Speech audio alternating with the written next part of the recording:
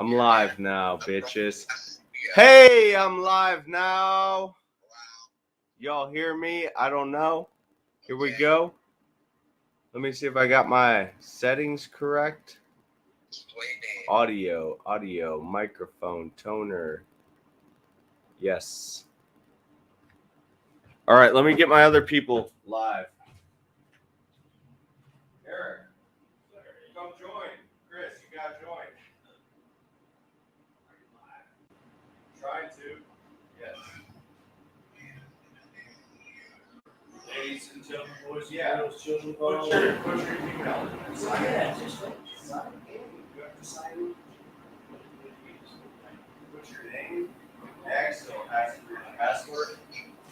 No, come here, Josh. You got to Put your password. Put your name in. My name or my email? Your email. It's Eric. Eric. Love.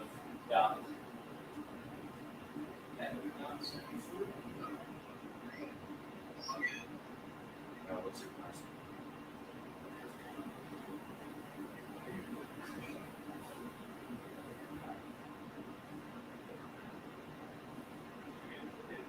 No, see, I don't know my password. You don't know your password? You gotta figure out your password, Eric. All right. Have you logged in, Jason? I'm almost there. You saw my cross? I did. All right. But I had a login, so I'm trying to. Let me get my settings here. You really don't know your thing? Eric. No, I don't. I mean, can't you just? We're live on YouTube, man. Well, here, let's just go. Oh, there's Chris. In here. Here we go. The great whodunit. Ah, yes. You Here's know him. Hey, old JD. What's going on? What's going on, fellas? Wait, there you are. There you are. How you doing, old boy? Hey, There man. you are. Hey, look. Hey, how do I get a green screen, you bunch of techno Go to whiz? settings. Go to settings. Yeah, I'm in settings. I figured that, but The great what? What, I can turn my phone off now? I don't have any. Oh, I'm turning off my phone. Hey, Room, bros. duck face is going down, I'm man. going room for room, bros. All right, fellas. Hey, Art of What? Man. How the hell are you? Jason, you doing good? What's going on? Are you doing well?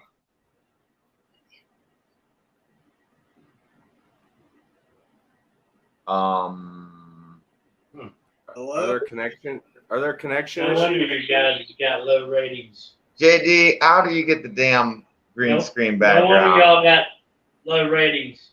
You only got Go to- 4 Go to subscribers. settings. Your production sucks. That doesn't give me a setting. Oh my Chris God. Hansen, you're a professional. I think you've got to give it to me, bud. There we go. Right there is where we need to be. Right there, Chris. Look at that guy behind me. How you like that? Hey, I think that the host has to give me the keys to the city. I don't think so. Jason, are you with us? Can you hear me?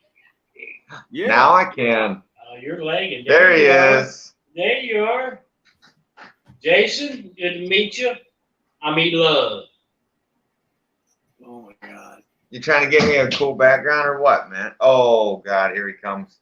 See, I'm telling you, doesn't give it to me. Some bricks. Nope, just audio. Only you can do such a thing. Only you. No. Only you. Don't take my line. Jason, man. Maybe because you don't have an account. Yeah, because I'm a poor guy. Welcome to Total War Reboot number 1. No. Where's Sarah? I'm between the ear and that brick. Are you with us, Jason? Oh, this is Hey, great. he's blinking. I don't think he's talking. I think he just. This guy. Okay. You guys getting the angle just right. I All think right, we're host. good. Hey, let's talk about something. All right, let's get this shindig Let's talk underway. about Host, what are you something. saying here? I've got Ed McMahon with me. Let's talk about strip clubs and 25 cents re-entry price. Just sign in with your Gmail. Who said that? You ever had to do that? I Did went the to a artist strip man club leave? back in Pennsylvania, and it was like $5 to get in, and $25 cents every time for that. You Look go at out- that pic. Look at that beard with that smoke. Yeah, he's a Billowing. mountain- he's a mountain man. Well, shit, yeah. He's primitive. Well, yeah. I don't know about that, but yeah.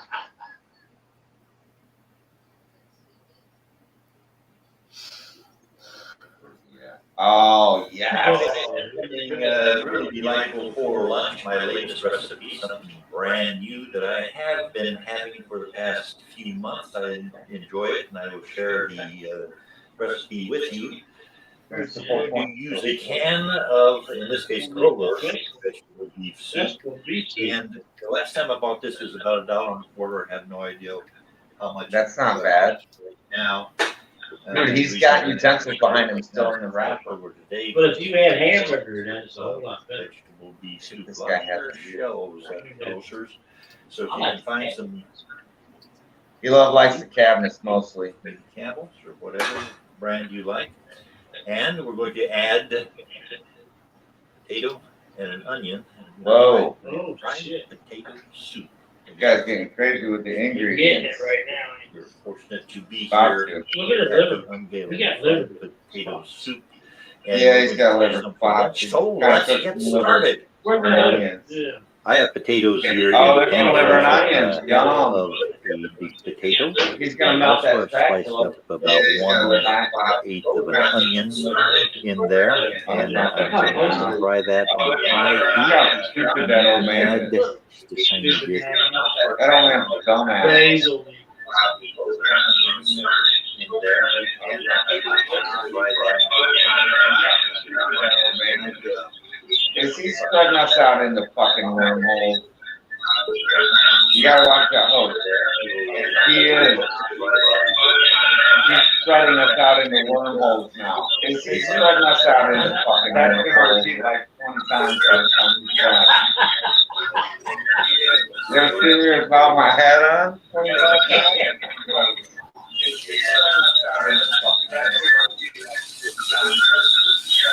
There he is. All right, A wormhole. Is it the store? Or going up Wait. God, that's making me hungry. the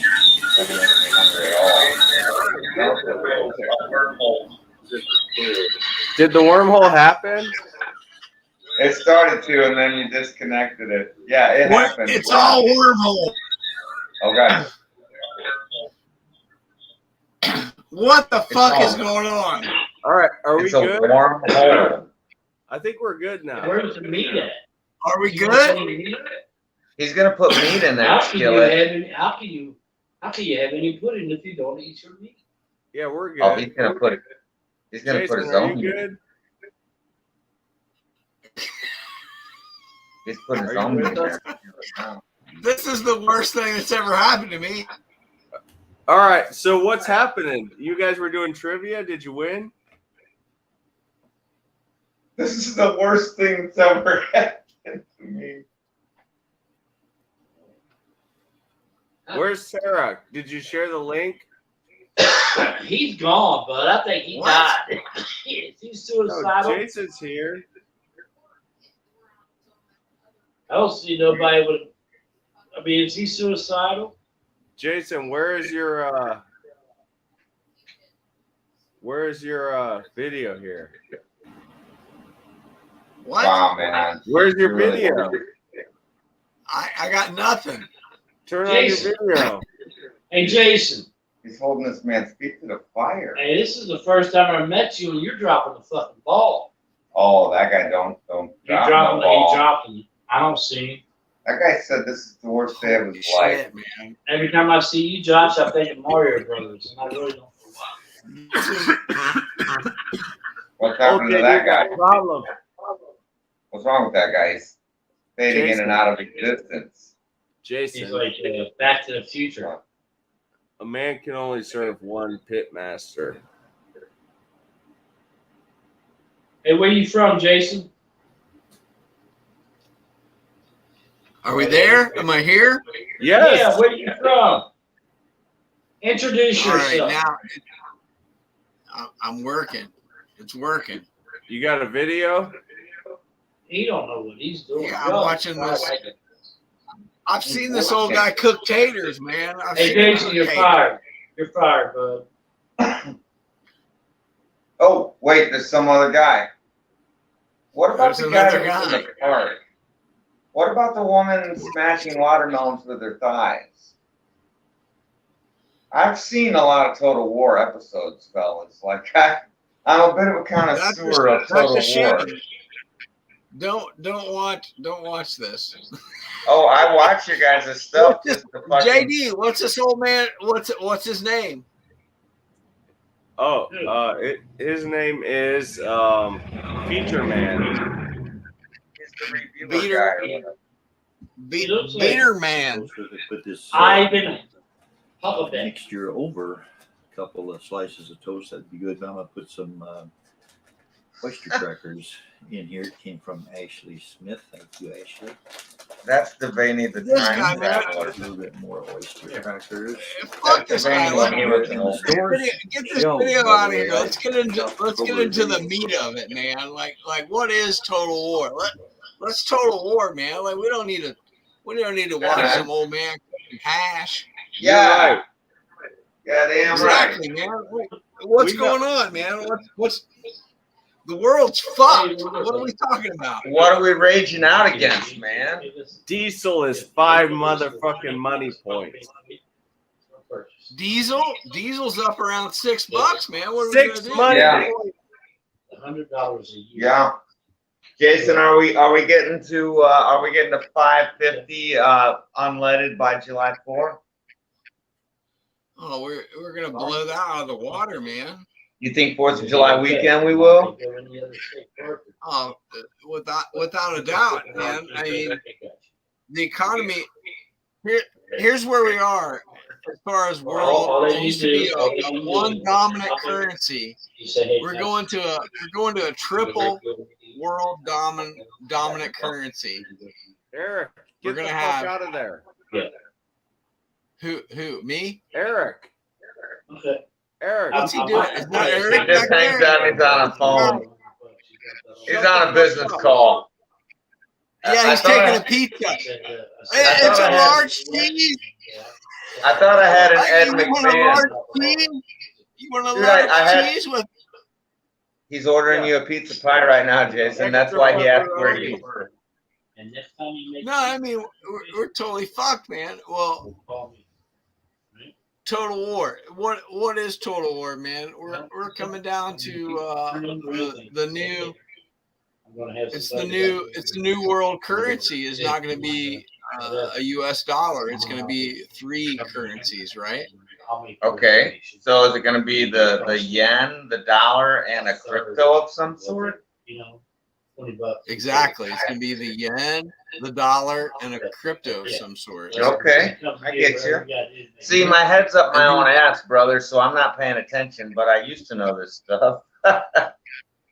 Well, I'm not really paying attention either, Oh, but I guess. man. Somebody needs to be. No, you can offer that. As soon as Russia goes into Poland, it's all over, right? Is that happening? They're not going into another neighbor, right? We'll make it to where you let me use that.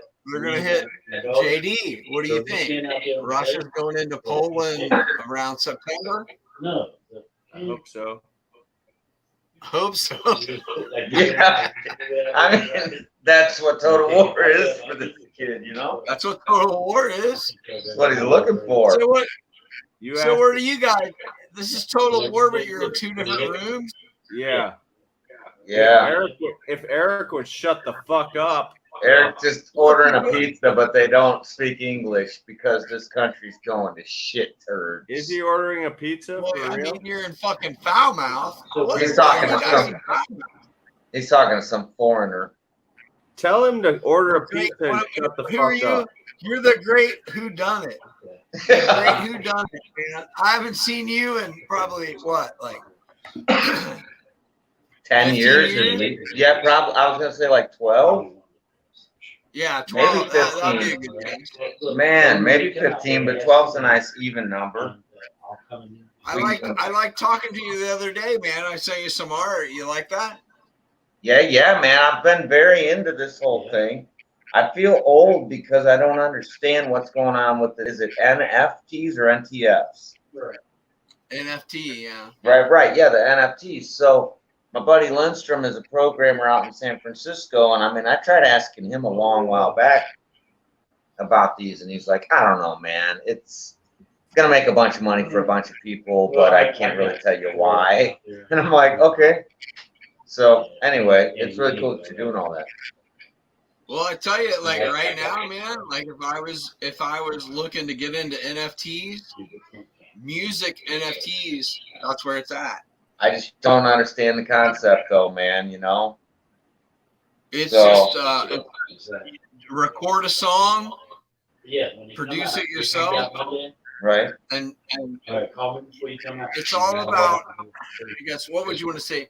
It's all about like scarcity. All right, my man. I'll Like- talk to you soon. Okay, so You know- hey, you know how Wu-Tang cut that one record that they never How released? many? All right, I'm back, boys. This fucking Eric, man. What the fuck?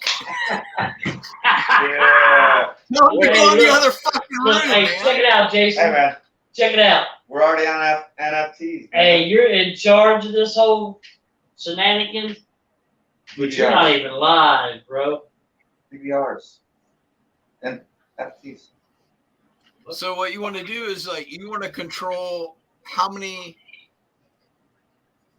You want to control the scarcity of your song, like. So you lock it up so that it can't be reproduced, like you embed some sort of lock so it can't be reproduced more than say 4 times or something. No, it's a contract to make it an NFT is to make it a contract and say that there is only 4 or there is only 10 or there's the 100 or 1,000. that hip hop guy Travis Scott a few months ago he Right. had the first platinum album in an hour. What's platinum? Like you sell like 1 million copies? That's 1 million copies, yeah. He sold 1 million copies in 1 hour. He sold them all for $1. He made $1 million in 1 hour. It doesn't matter. That's what people get like really stuck on, like the money amount. It doesn't Right. matter what the fucking money amount is. It matters the amount, the quantity. Like So- who cares? If you made $100 for a song, but you only sold 10 songs, you made $1,000. You're like, oh, I'm happy I made $1,000. Fuck that, man. There's 6 billion people on the planet. Right, but so in that case then, I want to sell 6 billion copies of a song. I'll sell them for a penny.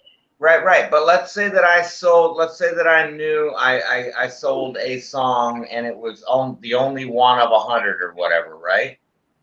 Right. It only covers the production of that particular recording, though, right? It's not the publishing of the song itself. You know what I mean by that? Like the skeletal, you know how you got publishing because you own the song, Right.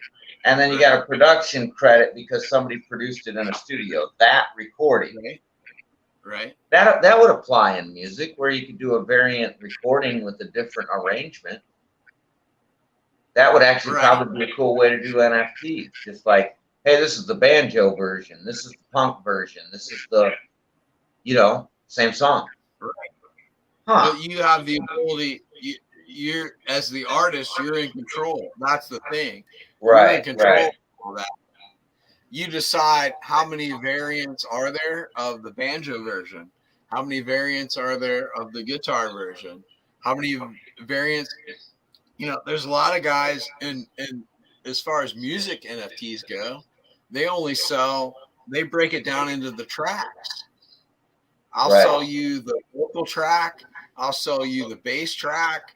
I'll sell you the Okay, so rhythm the value to that though, are we gonna then see somebody 4 years down the road that's doing a recording and they own the NFT of a fiddle track? So are they gonna, if it's in the key of D and they're doing this recording, are they gonna be able to sample their own property? Exactly, man. You're seeing the Right. future. So you can break your song down into all the tracks. Correct. And you're not I do that. I do that anyway, man, just for myself. Like when I did that last record and I had Garth Hudson playing that Hammond up in Woodstock, like I knew there was value to having raw tracks of a Rock Hall of Famer doing his shit, right? So I just recorded even like just random fills and shit of him. And I've been using those organ parts for years and nobody would ever know the fucking difference. Exactly. And you can sell them at a small royalty, and other people can take them and mix them into their own songs. Okay, that really is the future of creativity. Like that really is folk music and folk art and everything. Wow. All right. I still don't understand a fucking thing about it, but that's more than I knew 20 minutes ago. So you can take that slide, starts at the beginning of each road. Correct. That slide. So that entire slide part, yeah. As its own so you would copyright wave file, basically. Would you copyright that slide, that section? No, you don't copyright the individual pieces though. Still, copyright's going to get weird with this. That's the thing about you can set your own copyright. Like you can say like, can you use it if you own it? Can you use it in perpetuity? Correct. You can set your licensing. Does it? Okay. What the NFT does, it's a legal contract.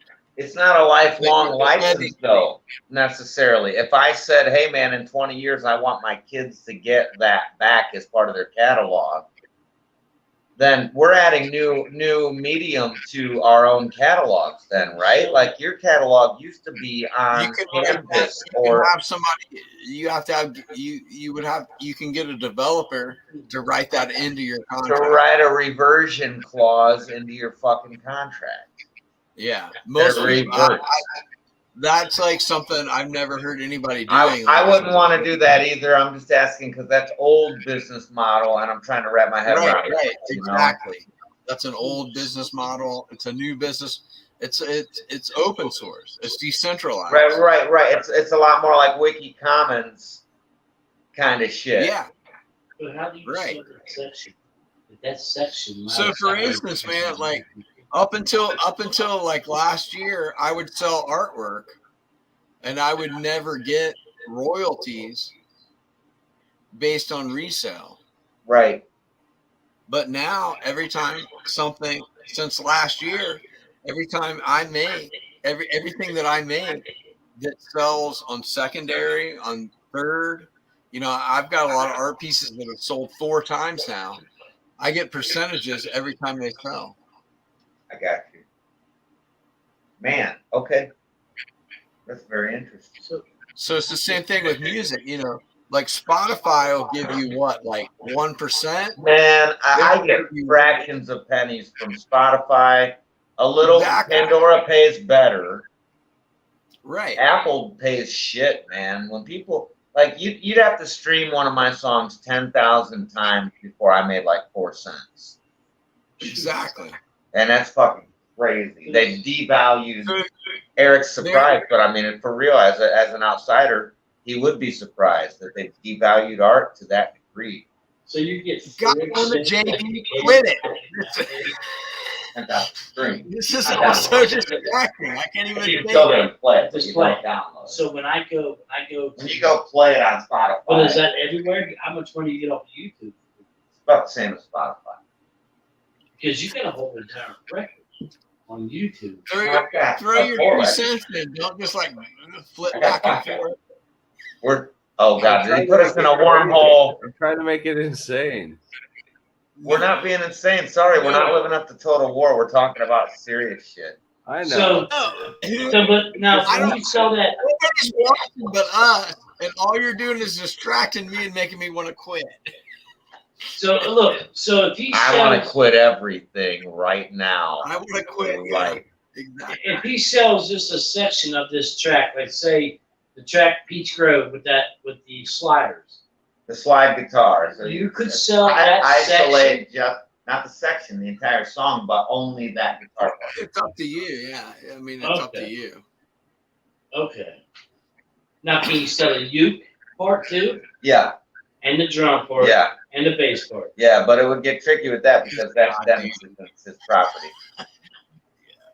You. But instead of publishers, I've never Jason- hated anyone more in my life than Josh Devaney. Just, No, I just understand that. I just want to put that out there that Josh Devaney, your goddamn barbecue hat. I mean, I can't even imagine anybody I hate more. Pappy's lip smacking barbecue loves you though.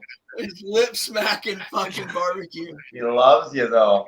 Hey, so where was I going with that next? Yeah, I'm good. Okay, so in the old days, right? As far as we'll just call it intellectual property. In my case, a song. In your case, IP. Right. Okay, so in the old days, in my line of work, we had a publisher who would go out there and act as the song plugger, right? Out there playing songs for producers, for artists, saying, "Hey, cover this song." What is doing for you? He's removing the middleman. So NFT though, there must be brokers who are taking the place of the publisher. No, it's up to you. Where's there a market? How do I set up a vendor booth somewhere, you know?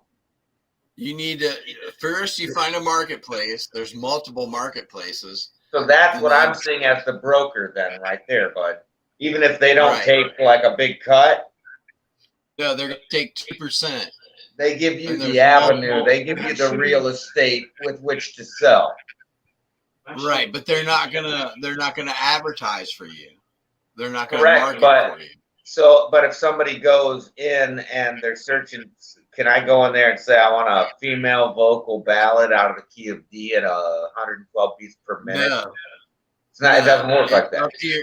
It's your social presence. Oh. How are you able to present yourself on Twitter? How are you able to present yourself on Instagram? Yeah, that's the hard part. I mean, it is exactly. That is. I mean, that's the work. That's when we're not being savants doing our thing. When you're not working out. You know what the really cool thing about this system is, like, if you want to make it on Twitter, if you want to make it on Instagram, do you know, like, the best way to make it on those platforms is to support and befriend other artists like you. Even that's how it always was with touring too. If you want to book a gig in Albany, you find a band in Albany and you have them play with you in Cleveland because that's where your following is. Dude, I mean, you know, for a hermit like me, that's a lot of work, bud. For a hermit like me, you know what I do when I want to Twitter?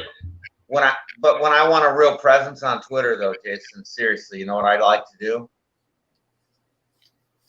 I like to get online. You're gonna show your top right now? I like to get on the interwebs. Oh shit. Hey, what do you think about TikTok? That works every time, by the way. Social presence.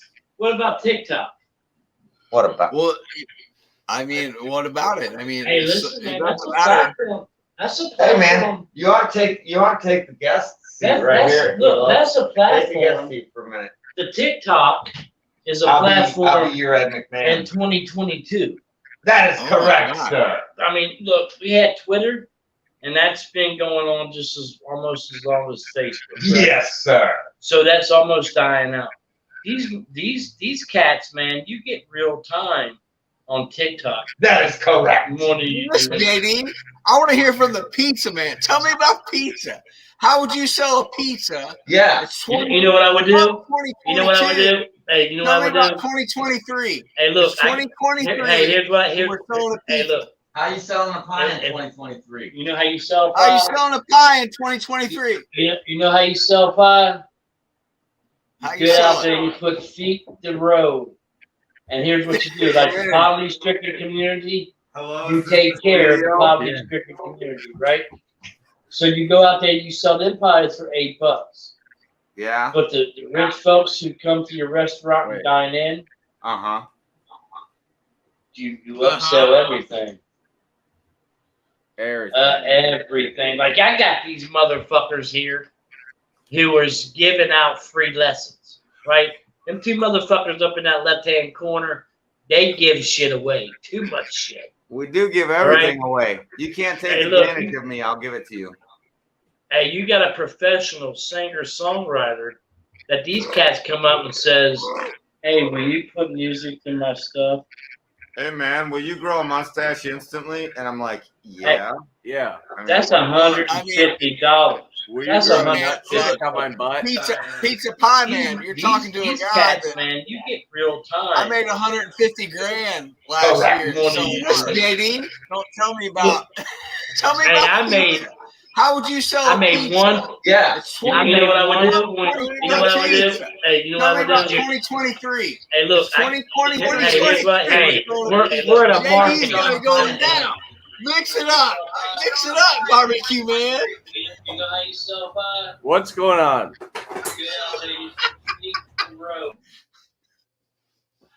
This is. I feel like I'm being punked.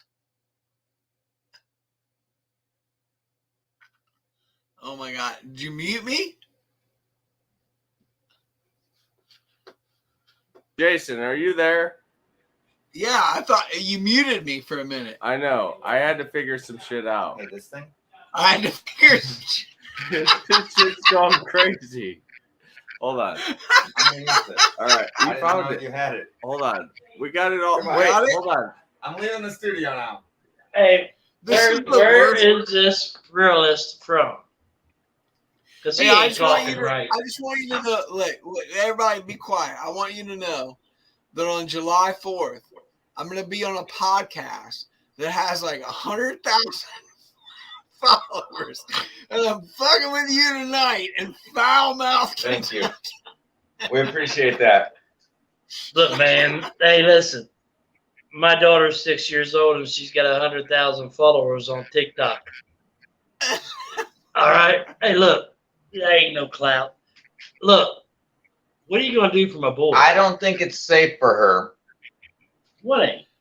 to have 100,000 followers on TikTok. Man, she got a big account. They send her money. Followers is 1990. I've got What's Russian your bots followers following me down the No, hey, street. look. What's your Subscribers. conversion rate on those followers? Jason, I've got at least 10 weirdos following me down the You street me? in Falmouth. Look, come Yeah. on. You ain't Will got they give you yeah, $10? Jason, are Well, you the You there? ain't got 10 weirdos. Yeah, I thought you muted me for a minute. I know. A dollar per follower is a good Okay. conversion rate. Okay, well then that's how I need to start buying my cigs every day. Yeah, it's a conversion rate. Nobody cares about your followers. It's your Hey, conversion rate. hey, what's this? I'm gonna turn- Where is Jason? Jason, bro. JD, what's your conversion rate? Jason. JD has got a high conversion rate. Nobody's got a higher Hey, conversion rate. hey, are than you gonna put us on your Hey, my podcast? conversion rate's 20 to money. What? 20 to money. My conversion He's rate got- is He's got $1 to a butthole. That's good. That's JD's conversion. appreciate that. I don't throw many bombers out. My daughter's 6 years old and she's got 100,000 followers on TikTok. Oh no. Every conversion rate. Here comes the Every wormhole. dollar I make is a butthole. Hey, Josh. He talking about I got 100,000 people who wants to hear my voice. And hey, look, You my gotta daughter's pick six. us a butthole. Hey, look, my daughter's 6 years old. She raised her hand and said yes. Hey, look, and got 100,000 people. Conversion rate on those 100,000 people. Jason, I've got at least 10 weirdos following me down the street. And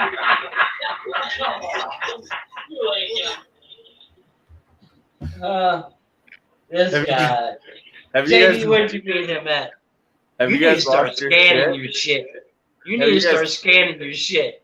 This Have guy, you- I've been look. I've been looking at this bearded motherfucker and ain't seen nothing yet for the last hour. And you can't have him in control. You can't have him in control of nothing. Where's your That has camera? to do with technology. He said 100,000 followers. My daughter's 6 years old, raised her hand and said yes. And got it overnight. Hey, where's he? Hey, Josh, where's he lives at? Hey, where do he live at? He might want to come. I don't throw many bombers out. My daughter's 6 years old and she's got 100,000 followers on TikTok. Oh no! Here comes the work. What? What? Did I hear Sarah? Yes, I see your crucifix. Oh, yes. Welcome to old JD's room. Everybody got quiet. There when the she woman is. came.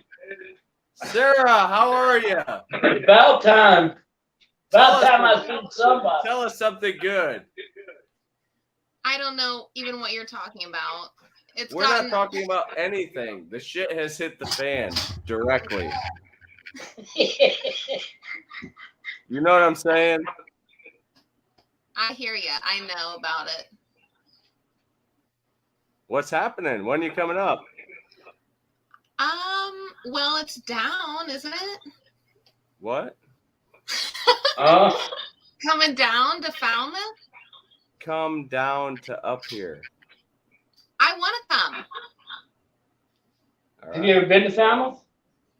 I lived in Falmouth for 10 years. Have you ever been to Falmouth? Don't turn on the. Don't turn it on. Stop. Yeah. Look Here at we this go. picture. Here we go with this guy. Here we go with this guy. Here we go with this guy. This photo was taken in Falmouth. What? Look, I feel like I'm watching the last. Hey, look, I feel like I'm looking at Alaska Yes, I bush see your people. crucifix. Oh, yes. The first time that I can remember Welcome to old meeting JD's Eric, room. I was at, what was the pizza place called? Eduardo. Eduardo's. You're crazy. Yeah. No, I'm from Falmouth. But What's your we name? were- From Pendleton County. I'm from, yeah, but we were at Eduardo's and we ordered a vegetarian pizza, and the I put meat little on it. 16-year-old. You know what? Hey, I put meat on We it. got a I pizza. We got a vegetarian pizza with bacon on it. And Hey, the you know little why I girl- did that? You know why I did that? No, you Because I didn't knew he was fucking going to be do an that. asshole. And, Hey, and look, she I knew. said, and I said, hey. she said, wait, did you turn it back on? We're good. Keep talking. Your camera's not on, so no one can see you, Jason. We're good. See, and you got him in charge of your we technology. got the vegetarian pizza and it had bacon on it. And the little girl, I said, hey, we got a vegetarian pizza. Turn it off, Sarah. And it's got bacon on it. And she yelled back to you, Eric, and she said, hey, does the vegetarian pizza have bacon on it? What was my reply? What the fuck do you think your reply was? Man, what do you say when somebody asks you for a vegetarian I would hope pizza? I would say, did I? Because like I'm verbally assaulted. Like if you was a dumb son of a bitch, I'm gonna have to call you a dumb son of a bitch, right? Right? And I got. The story is we got two pizzas, one with bacon and one without bacon. But I was So not. Now one- tell me how many did you eat? We Eric, took one we ate for the all road. of it. We took one Hey, for the listen, road. Okay, look, you owe me $12.85. That's No, what I got out yeah. of all this shit. Well, you fucking owe me a lot of goddamn money if you're from County. We all know Eric Love was. You owe me a lot of money. My brother's Jutting Man, and you owe me a lot of money. Who? Total war scotches. Total war, biatches. Poor children are trying to sleep in this. Our poor children. Yeah. Yeah, I've never heard of- she- Eric, no, you know my asshole brother, Justin Man. Don't talk about No, this. I don't. Oh, well, okay. Never mind. Maybe Justin Mann. He's a piece of shit. This is gonna live on the internet. Is it Manly? Do they call him Manly? No, they call him Jutton. I don't know. Live it. Maybe. Well, What is God. it? I mean, no, I don't think I do. Well, it's Is he been a great doper? talking to you guys. Good night. Is he a doper? He is, man, a pill fucking head. Oh, I don't know. Look at my belly. You know I don't know no pill heads. No, You're snorting pills off some bitch's ass right now. I wish I could. You know what I do? You know what I What? do? What? I sniff them pills. So I gotta say about that. Well, it's Three Rivers now, man. What happened to you? Two You rivers. wanna know? Hey, I'll tell you what happened. When Tell the me the lawyer story. says, when a lawyer says you're gonna have to pay her $25,000 a year whether she boxes a pizza or not, you say, well, let me show you how I do this. And you sell them. It's just business. But one day it'll come back, maybe. Probably not. You ever own a restaurant? Josh, it's the worst job you could ever have in your life. Never own a restaurant. That was your place, Eduardo's? I own 6 of them. Oh, shit. Yeah. Hey, Look. whatever happened to Angelino? Who? The Angelinos over by the railroad tracks. Angelo's. I Angelo's. don't know, man. Hey, look, do you remember them back in the 80s when they was across the river? Well, You remember when they was up there? Yeah. It was good, wasn't it, man? It was good. Yeah, it was. Hey, they brought this stuff down here where it's factory pizzas, right? So you get your I made my own dough, my own sauce, right? And Right. you can't compete. You can't compete like a $5 pizza. I can't do that. Well, wait. With the marketing Where were you making your own dough and your own sauce at in-house. At the Yeah. at Eduardo's? Yeah, in-house. So, but you can't. Eduardo's was yours? Yeah. Okay. Yeah. All like I owned Falmouth, Crittenden, Hebron, Lawrenceburg, Kentucky, and Cynthiana, and then Okay. Falmouth, right? All right. So my boss owned the one in Williamstown, which Okay. I mean, he took me underneath his wing, and he gave me all his knowledge, right? Right. But man, you cannot compete. Like I used my whole nest egg. Like I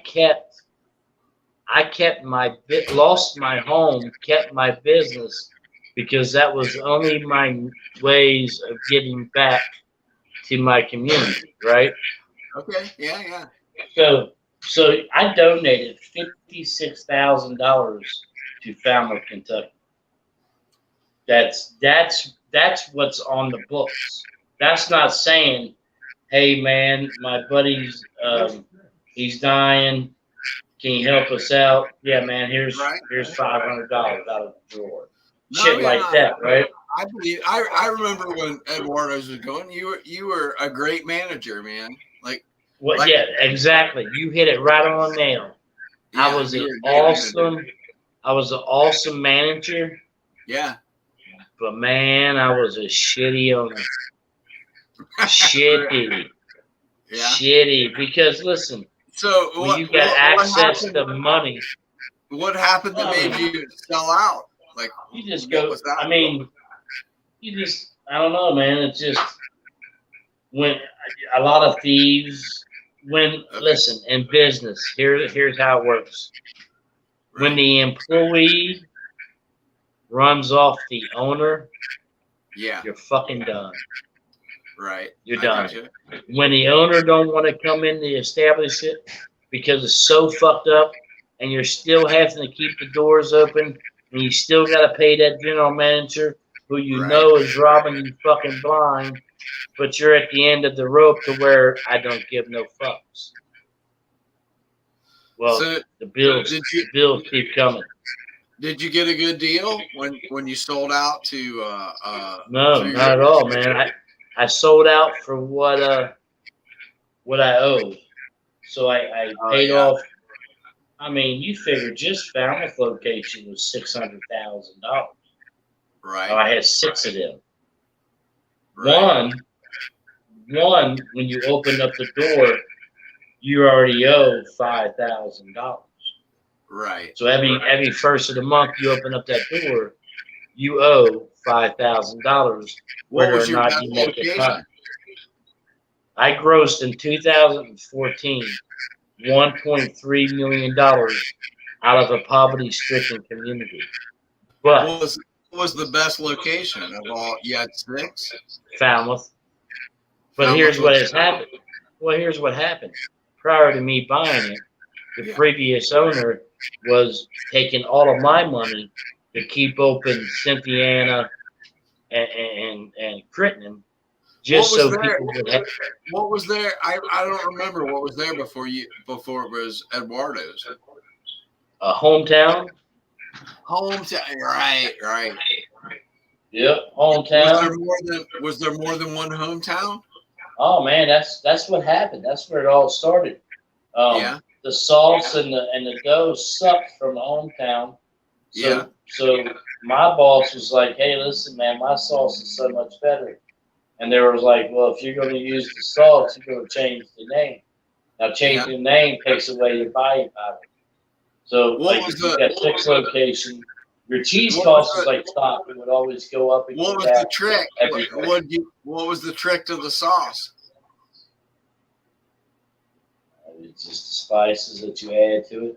Man, we spent 2 weeks in a science lab, and I know a guy who could taste anything and tell You could taste you, hey, at 99%, he could tell you everything that is in that whole spice bag.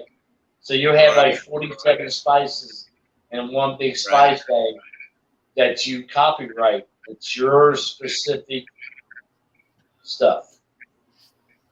I knew a guy who could taste it and knew 99% of the time. So 99% means I'm going to add a little bit more sauce. Now it's mine. So what was that? You You know who I'm talking about? That old dude from Angelo's. Yeah, remember him? Yeah. What happened to him? The old guy, man, the original Angelo. Yeah.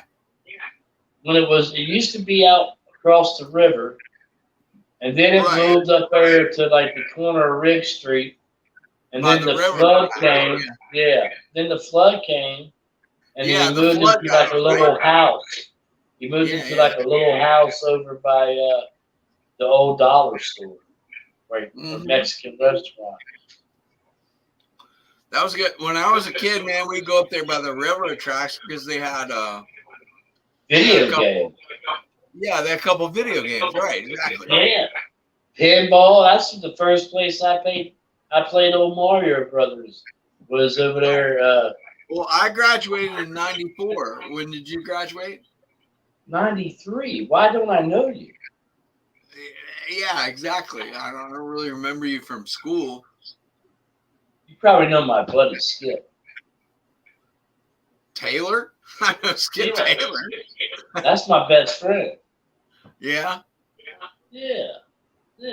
That's. But I mean, I didn't hang out with him, but I mean, I knew who that is. Yeah, I know who it is. It's a barbecue. Josh be taking care of me. How long you know that guy? Devaney? I've known him for, I don't know, like 12 years, 15 years. I believe I just met this guy last year. You just met him last year? Yeah, I don't like him. He's kind of a dick, yeah. Weird guy. He's a weird Huh. dude. Yeah. He's a weird dude, man. He loves the Beatles though. Yeah. So you know Dennis then, right? I mean, yeah. I wouldn't say I'm friends with him, but I know who he is. Yeah. I remember Well, from why high do you school. know who I am? Yeah. Well, I mean, I'm from Pinot County. I mean, I was born and bred. Where I live at? on Minzy Bottoms. Where'd you live? On Minzy Bottoms. Back that road, like one of them underneath the underpass type shit. Yeah, before the underpass, across the bridge. Back I don't there, know who you you know, are. I mean, I used to cut tobacco for Grant Cowell, Brent Moore, all them kind of people. You know Tommy Clifford? Yeah, I know Tommy. I used to buy. I think I bought my first hog off Tommy Clifford. Well, dude, I bet you know my wife, What's your wife's name? Jan DeFalco. Yeah, she used to be the mayor. No, that's April. That's her sister. Oh, okay. I was See, close. Yeah, I mean, you was right on close. I was close. See, Josh, why ain't I know you for 12 years? I mean, like I said, I was born in. My grandma was a teacher at the old Falmouth High School and all that kind of Dude, shit. what was her name? Rosamond Mann. I don't know who it is, Josh. It's I on think English and Spanish, right? How do you know? You wasn't even here. French and Shut up, English. Eric. I mean, they ain't no question. I'm an old school Pinot County person. Good. I'm glad I was set on its radar. I mean, I don't know Do it, you, Josh. but I remember you when you had black hair and you was running a pizza place. Well, them was some good times. Yeah. Them was some good times. You know what I got out of that pizza place, man? And I mean, I know the people that run the pizza place now. Hey, high blood pressure and a 6-year-old kid. That's what I got out of that son of a bitch. Well, I mean, the people that's there now are doing a fine job. I mean, I know them too. I know Hey, look, everything. they do. Listen, If the you people. was to look, let me tell you something. If you quit eating and smoking and look in that window behind you, I'm right there. I'm looking at you. I'm looking at the back of your fucking neck.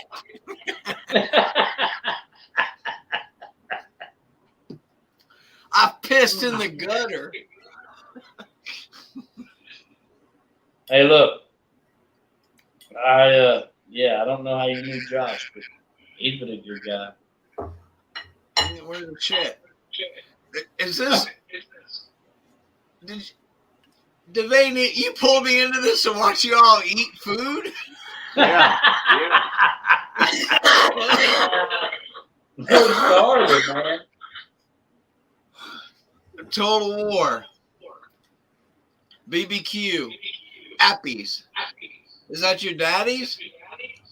That's my dad and his friend. Which one's your dad? Is he Pappy or the other? Quien sabe?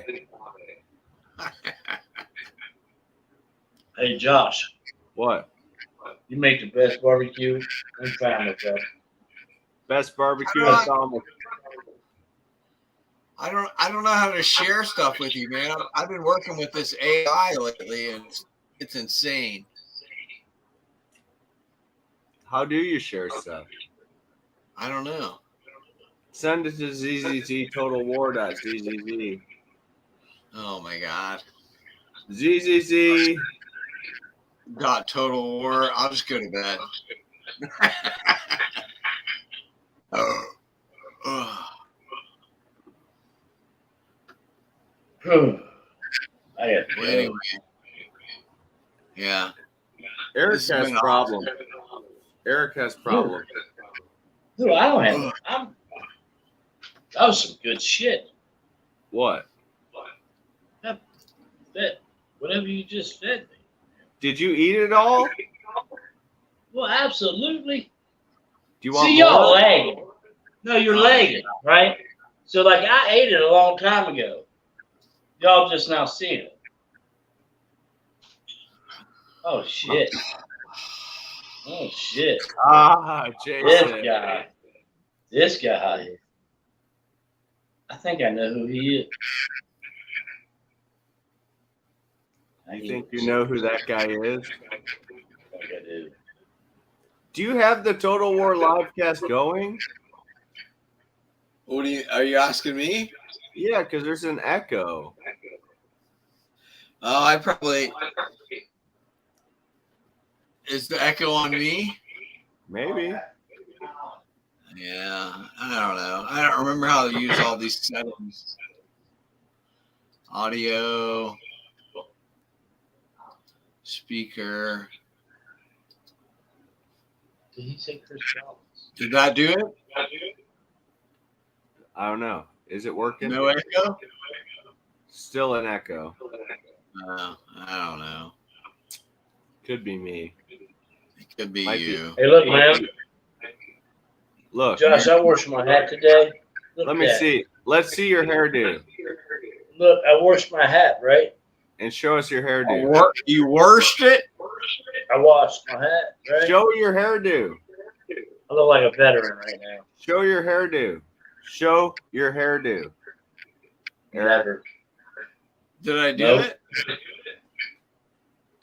It's still echoing. I worked all day today, Josh. Yeah. God, I wish I had hair like that. You got. Hey, Devaney. Yo. So, how much would you charge to paint a fire hydrant? 75 monies. Really? I got 400. Nice. That's better than 75. That is better, yeah. What happened to your picture? My what? Your picture, your camera. I turned it off. You guys are pissing me off. There he is. I don't know how to. I feel like the echo is on. I don't know how to get rid of the I echo. don't hear no echoes. Let me turn it down. Does that help? This guy can't be in charge of any technology, is he, Josh? This fucking technology. This fucking guy. Hey, Eric, try turning down the sound. Yeah. Let's talk about what else is going on. Just, I don't know. Dennis played a show tonight. Oh yeah. Sound like shit. I've been working at the Smoking Pig. I quit my job. Right. Why'd you do that? I was just sick of some shit. Yeah. You know, you get It's sick tough, of it. man. I've been Right. wanting to quit. I always want to quit. You should quit always. Well, I just got a big raise and a big bonus. Right? That's a wrap on that.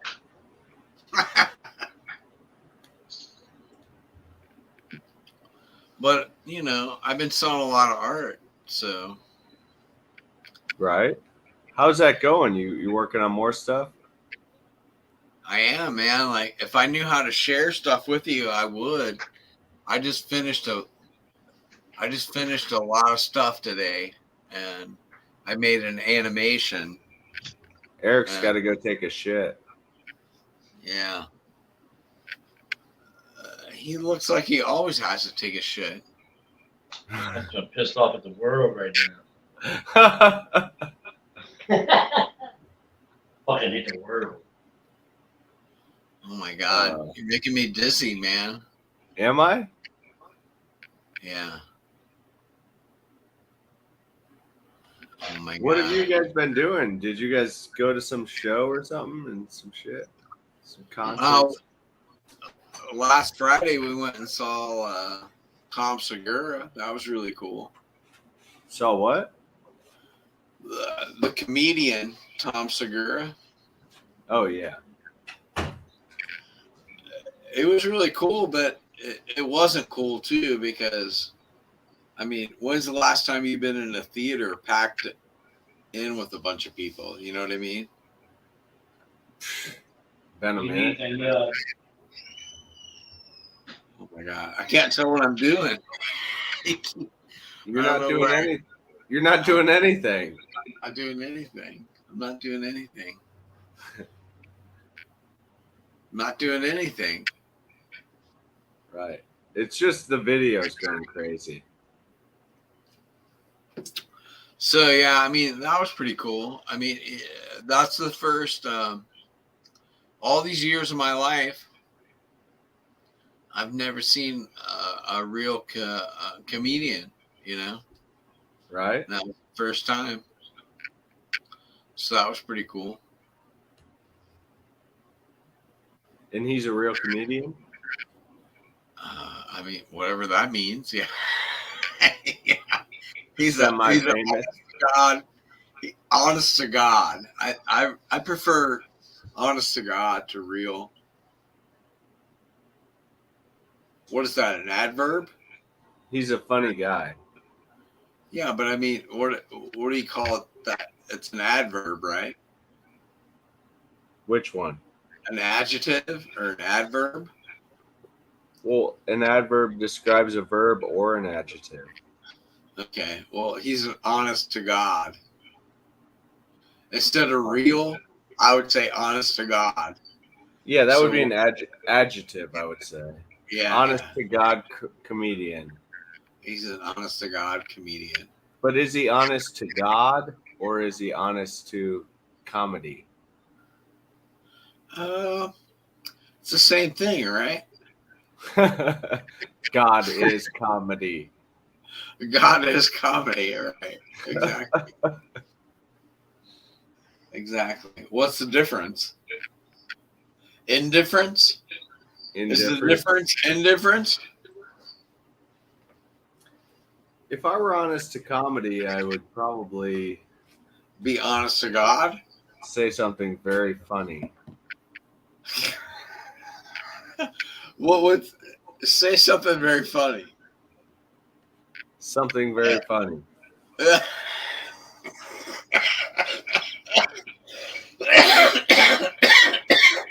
Oh, cough it, baby. Yeah, you could cough it one time for me. I don't know why this show isn't a success. I don't know either. I don't know either. It is a success. You know, I'm gonna be on a big podcast July 4th. Okay. Did I ever send you the link the last time I was on the podcast? I don't think so. Yeah, it's like, you know, like 10,000 plus people listen to it. Jeez. And they're excited to hear me talk about something. What are you going to talk what should about? I say? Yeah, that's what I'm saying. I'm asking you. Like, you know me. What should I talk about? You're allowed to talk about anything you want? I that's a weird question. Like, allowed? Like, they don't shut you down. You know, you're just having a conversation. It's like, Right. You're free to be the idiot you are. That's the way to think of it. Like, are you allowed? Allowed is not like. So if you were me, what would you say?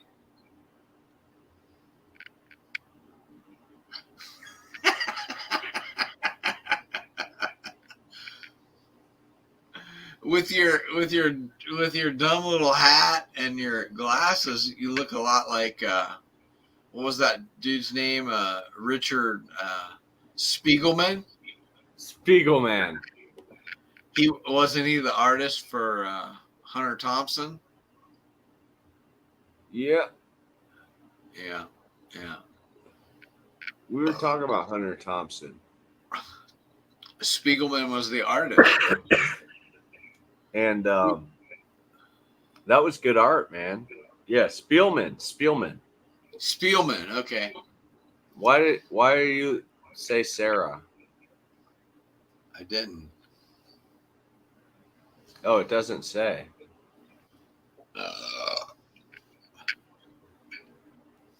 But I had somebody the other day,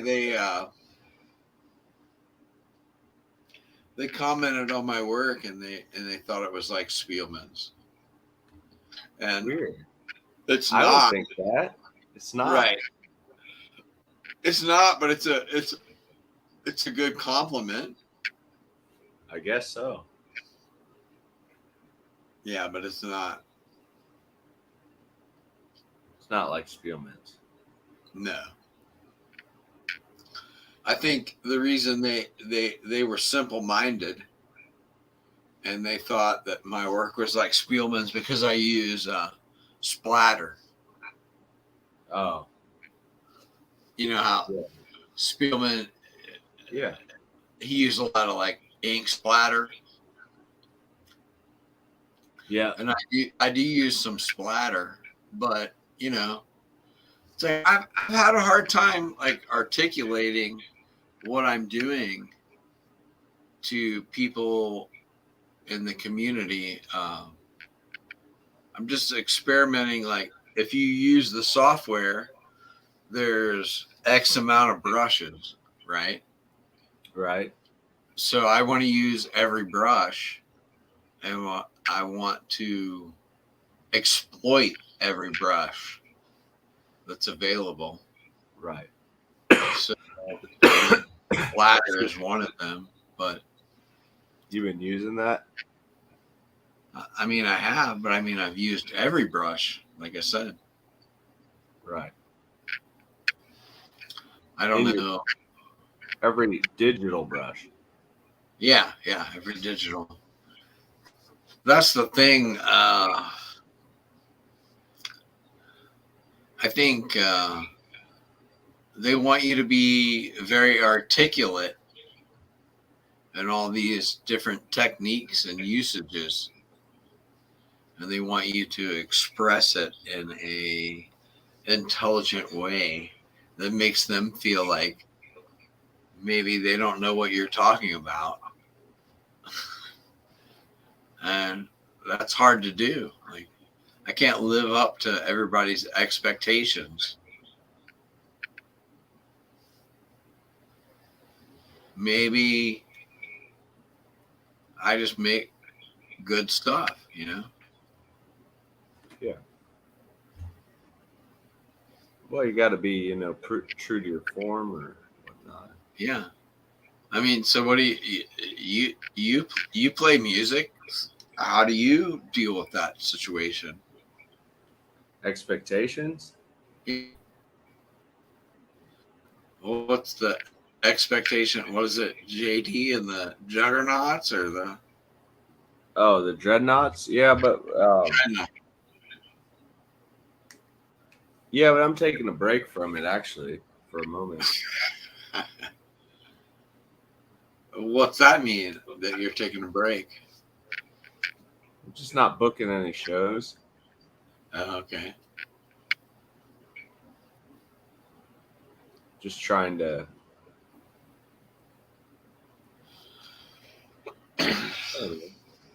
I don't know that anyone has any expectations of me. Well, what do you think when you're performing? Like, are you supposed to live up to something? Are you doing what you want to do? You know what? That's an expectation. Yeah, that's what I mean. Like I've kind of taken a step back from it, and no, when I play, I just play what I want to play. You know how that is. Right. Just do whatever I want.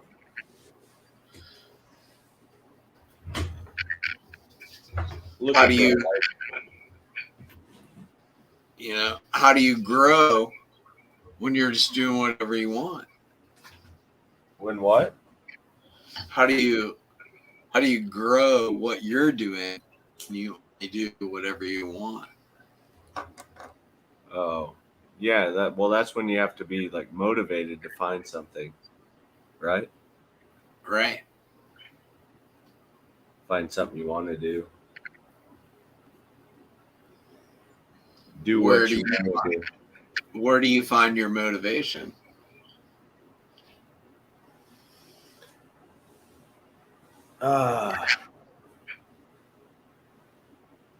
More just me. I just find things that I'm interested in. I don't know, man. That's hard to answer, really.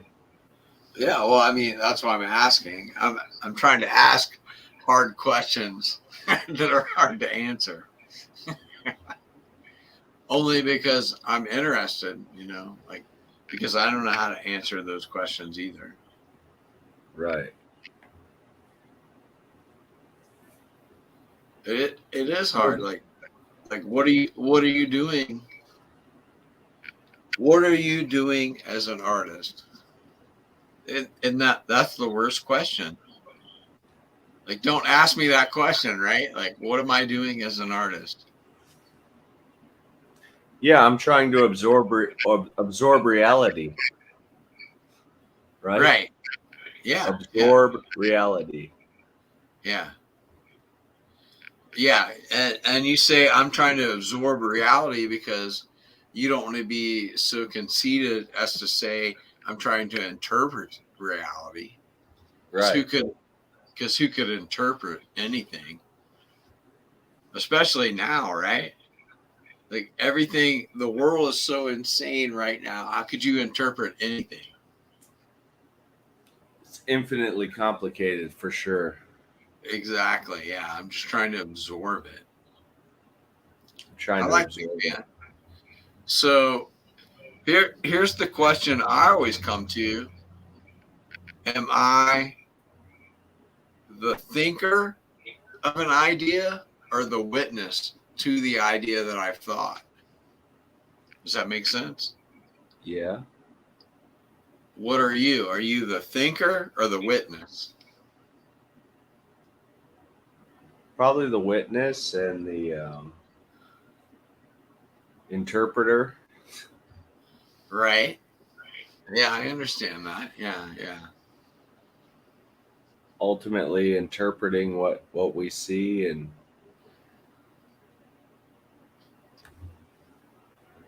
this is where we need Sarah back in here now, don't we? yeah. Sarah, where are you? Come here. Get in here. Get in here. I'm ready to go to bed. Well, it's settled down now, and you can talk to it. We're talking about if we are. I can hear you. Okay. Is there a question? I can hear you. Is there a question? Is there a question?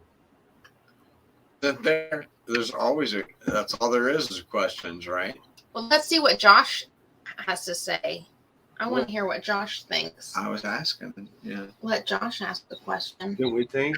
Were we asking? Are we the interpreter Or the witness Of what? Thinker of reality, or of your thoughts? Like, what do you think? Like, do you think your thoughts, or Your thoughts are just like a river flowing down. I don't even think your thoughts are you. Your thoughts are just like the weather. right? So you witness like your Or thought, you're just like in it, like it's a scenery. yeah. Your thought is a raindrop in the river.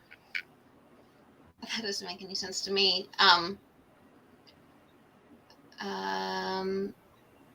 I think if you can get enough shelter from your thoughts, you can actually do something worthwhile. If you can escape your thoughts are not helping. Yeah. That's right, isn't it, JD? Like your thoughts are almost a hindrance. They're distracting you from yeah. actually The present. where you are. Yeah. Your thoughts are trying to take you somewhere else, Yeah. and your thoughts are coming from somewhere that's not now or reality, whatever. Yeah, Reality. not Your now. thoughts are just kind of like Not now is a good way to put it. Not now. Yeah. But if you can find something to distract you away from your thoughts enough that your thoughts can kind of be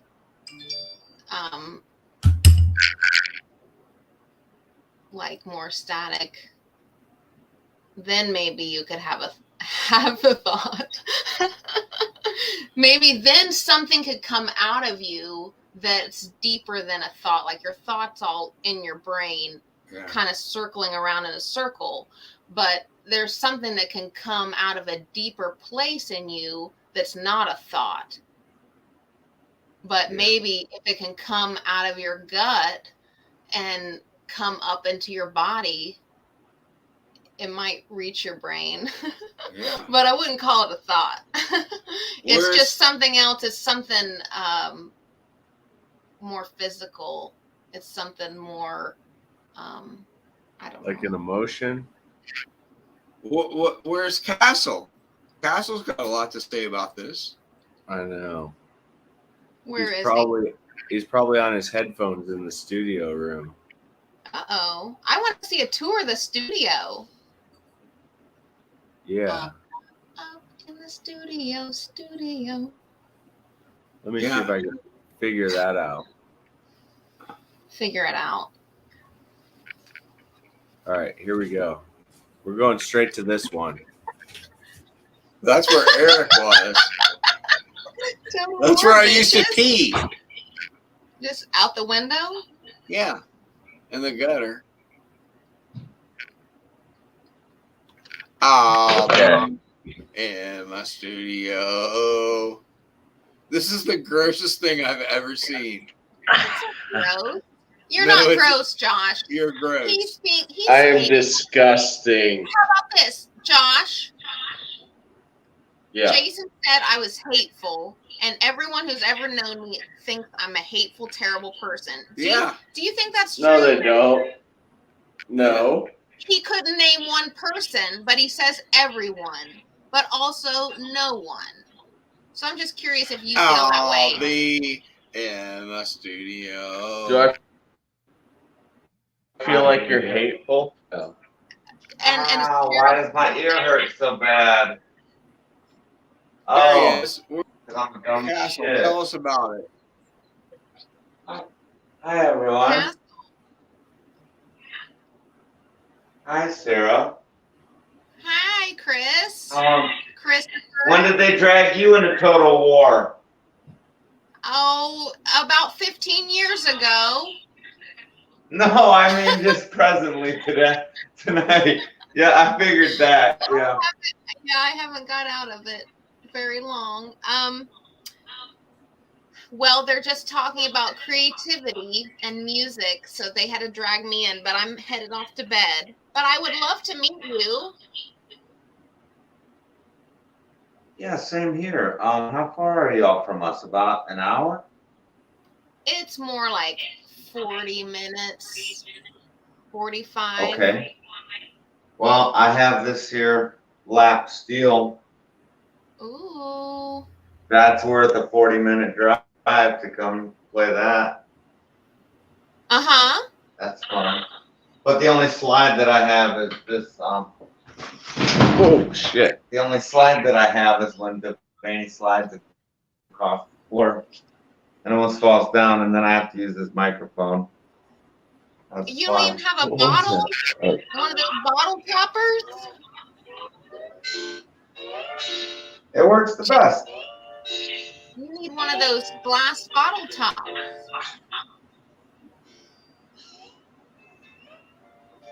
Is it electric?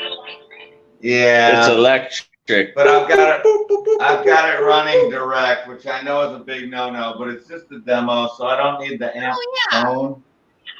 Yeah, I'm just running it direct. So you don't hear a bunch of Total War bleed through the amp mic, you know? Total War, Devaney angry. Devaney mad! You know what I'm saying? Yeah. That's what I say, yeah. Ow, my ear's falling off though. Oh, he had the microphone happening. No, because I've had these headphones on for a minute. But yeah, you should come see us. We have great Okay. times. Sometimes I'm the guy from Star Trek, Next Generation. Yeah. LeVar No. Burton, a Yeah, reading I'm trying to take you on a rainbow. reading rainbow right now. Yeah. What time are you guys I can't go anywhere. What time are you going to be Ways to cooking go. tomorrow? What time's the What? action happen tomorrow? Look at that drum set. Tomorrow? What about- A laundry basket. That's familiar to me. That's part of my I'm kit. doing karaoke tomorrow. Tomorrow night? Tomorrow night, karaoke. Oh my gosh. Jamie, the bartender, always has me do "If I Could Change the World" by Eric Clapton, which you I know don't is know my that. signature. You know Is is that my your- signature song. Eric Clapton. Eric sucks. J. Clapton. Eric. What's your shirt say? Happy Smack and Barbecue? What is Happy it? is Newgate loose. Richmond. Can you wear that hat in the Smoking Pig? Isn't that? Oh, I told her when I started. That's When I daddy. started, I said Oh. a student can only serve one pit master. Yeah. My daddy. Yeah, I serve Pappy only. Uh-huh. So His daddy. Smoking Pig can, smoke my Yeah. pork. Yeah. Smoke it. Smoke it. This is the dumbest thing I've ever seen. I This love is it. the dumbest podcast we've ever made. It Yeah. It feels more like a FaceTime than a podcast. Right? Oh, But we right. had E-Love. We had old Yeah. Chris Castle. Poor E-Love. Poor E-Love. You're wearing me out. You're He has a wearing lot of problems. I'm worn. Good night, He has a lot Sarah. of problems. Well, Jason's sending me to bed. All right. Good night. Well, I'll have to. I do want to come see you guys. Yeah, we've been recording demo songs and such of I different. want to record Thanks. some demo songs. I want Yes. to I too. got some demos. I'm ready to Jason. record. Hush. We're trying to make a little money off of it, In what but way? we'll talk about that.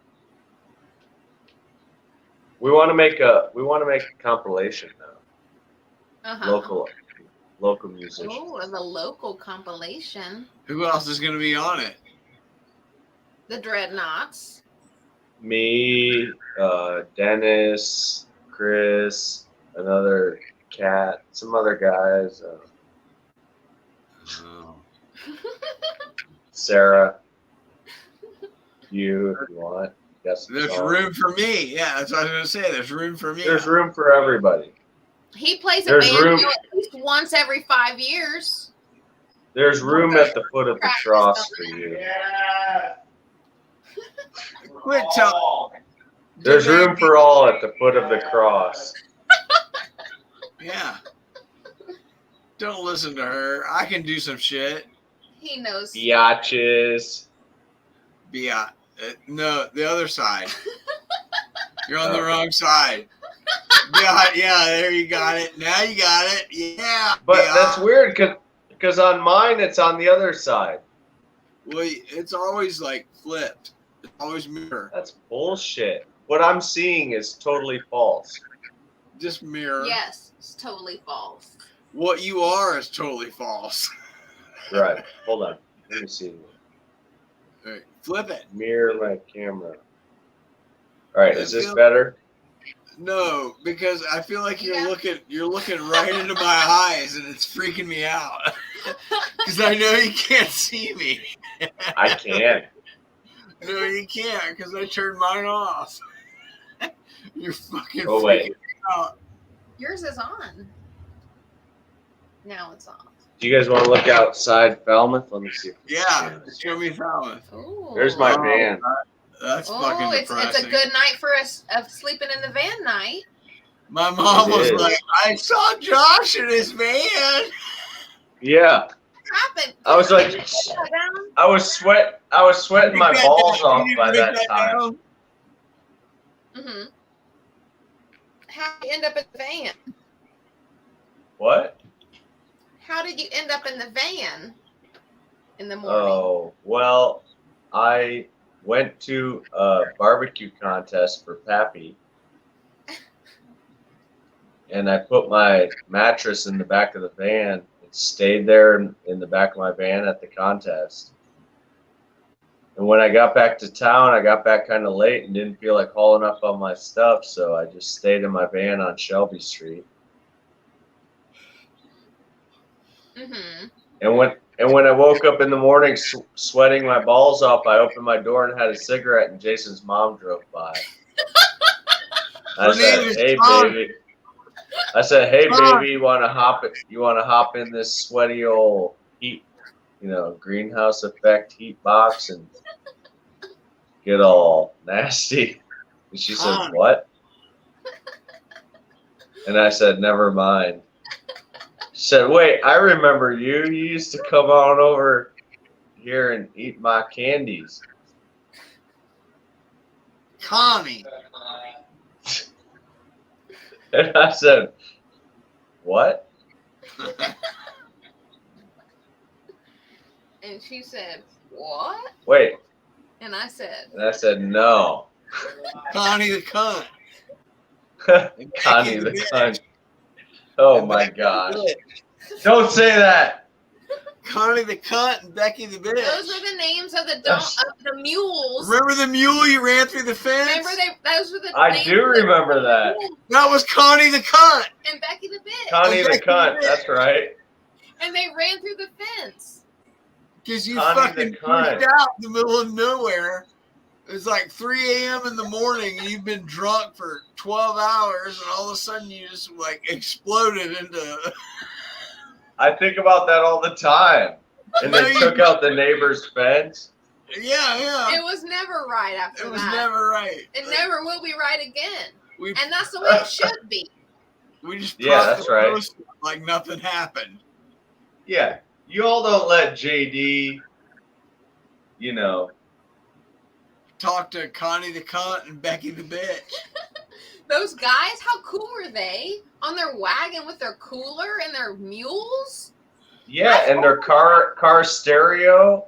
Yeah, they had the radio, the lights. I only hope to one day reach that pinnacle. No. Their son was a pillhead, and he was also a mailman.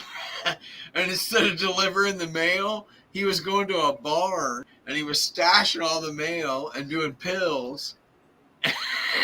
And finally they caught him, like, "Hey, pills you haven't told been me- delivering the mail." And he's like, "I don't know what the fuck you're talking about." What And he's mail? like, "No." "What The mail isn't important. And he was like, I met him at the tobacco warehouse, and his whole thing was like, today's going to be a good day. There was like a song, today's going to be a good day. And so I asked him one day, I was like, "Hey man, like you're always talking about how today is going to be a good day." And he's like, "Yeah." I was like, "Was today a good day? You didn't deliver the mail for like a year?" And you stashed it in a barn and did pills? And he said, "Yeah, that was the best day ever." That was the best day ever. Oh my God. Tell him. He said, "Yeah, that was the best day ever, man." That was the best day year of my life. I can't remember what his fucking name was, man. No, you probably don't. If you told Eric Love his name right now, he would know exactly who he was. Look at my necklace. It has a knot in it. Oh, yeah. I can't get it undone. Yeah, that's fucked up. You never will. You can't get it. Smoking Hunter Thompson. Did you Hunter win your Thompson. Did you win your case, Johnny Depp? Your defamation case? Yeah, I revoked his bond. Yeah, did you? Yeah. Were You're you You went back. abused? You're You went making back me- to jail.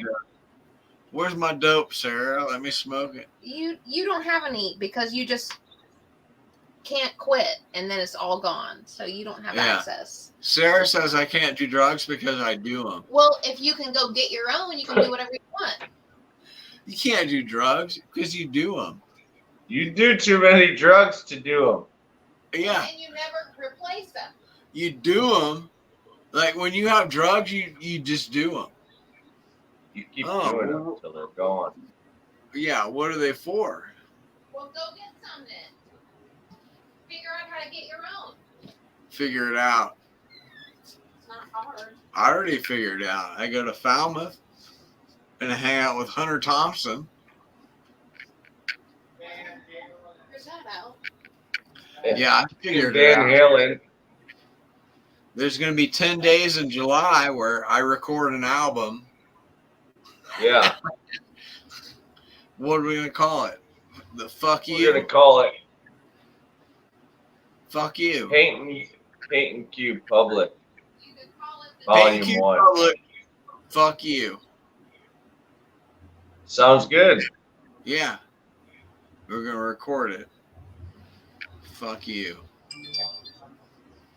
And it's going to sell. But I'm only going to My sell. bandmate wouldn't believe in old JD and the Cunts. Ah, She's such a fucking cunt. let me tell you something, man. Just to spite my wife, I'm going to record this album with you. I'm going to sell it as an NFT only album. It's going to go platinum. I believe it. You should. Let's nail it. How do we do that? And what's our cut? What's your cut? Yeah, What do you want? Like 50? 50-50. whatever.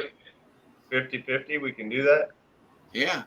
It's fine. for in perpetuity. Yeah. Yeah, you want to? Yeah, we can do it that way. Well, I'll show you how to set up a wallet and we'll split it. Sounds good. How many songs do we need to put on it? 3 to 5. All right. Fucking A. We I gotta don't write them. We're gonna do Southland. Whatever I play, no. I don't even know what I play. I never play anymore, so. You gotta write some tunes. Hey, I won't write anything, I guess. Just whatever I feel like playing. You know me, seat of the pants. Dude, we could play all the background and everything. Make it tight. Make it however you want it. I'll do my part and whatever you want to do with it. Because it's 50-50. We're gonna make videos. We're gonna make videos to go with it, or what? We'll do like no, you don't have to. That's too much work. We'll just do like 10-second visual. You know what I mean? Like a loop visual. Okay. We'll call it what do they call them? You still call it like an EP or whatever, but so you give them the option. You buy like all 5 songs. Is that what I said? 5. You buy all 5 for a price, or you buy each one individually. But there's a limited number of each. Yeah. It's a Limited special print. release. Yeah. Yeah. It's already worth a lot because everybody knows me as a they you know how it is with art. They want to label everything. I'm a dark artist, and all of a sudden I'm doing a music NFT. It's worth a lot, man. Yeah. We We're gonna do that in July. Yeah, when they, I think it's when are you going to California, Sarah? July what? July 15th to the end of the month. 15th through the end of the month. All right. Yeah, you can record it, right? Yeah, All right. that's gonna be sweet. I'm psyched about that. I'm writing We'll that do it, down man. right now. This is gonna be sweet. They're gonna be gone for 10 days. I'll take care of the visuals. The visuals not a problem. We just got to come up with. The hard part's going to be coming up with like 4 or 5 audio things with me that sound good. No, we'll get that. That's no problem, dude. If you just either write some songs or Yeah. decide which songs you want to play and just run through them a few times, Yeah. we'll be able to lay down all the background and then have you come back and like sing and play over them. Okay. All right. It's like, here's the, like, what's really popular is more like, it's not really hip hop, but it kind of is, you know, like, if we can make it sound like a hip hop track. Thick production with bass. Yeah. That's what I'm saying. Yeah. Like a Thick Beck, like Castle's mama. Like Castle's mama. or like Beck from the early Real. 90s. Yeah, like a real thick Kentucky girl Yeah. from Pikeville. We can do it, man. Yeah, a thick girl from Pikeville. That's a good song, isn't it? The girl from Pikeville. Oh, that thick girl from Pikeville. Yeah. I went down there and watched the Rocky Horror Picture Show. So. I had some fun with a thick girl from Pikeville. I knew it. I know you know it. That was a good time. And that's how you became Chris Castle's dad. Yeah. You became right. Yeah. Right on, man. Well, yeah, hit us up. And it's been good to war here. Right. This was a terrible total war. It's harder. It's harder than you think, isn't it? Like to have a good podcast. I'm really impressed with what's that do? Decline. That's the podcast I'm gonna go on. Love? Decline. Yeah. And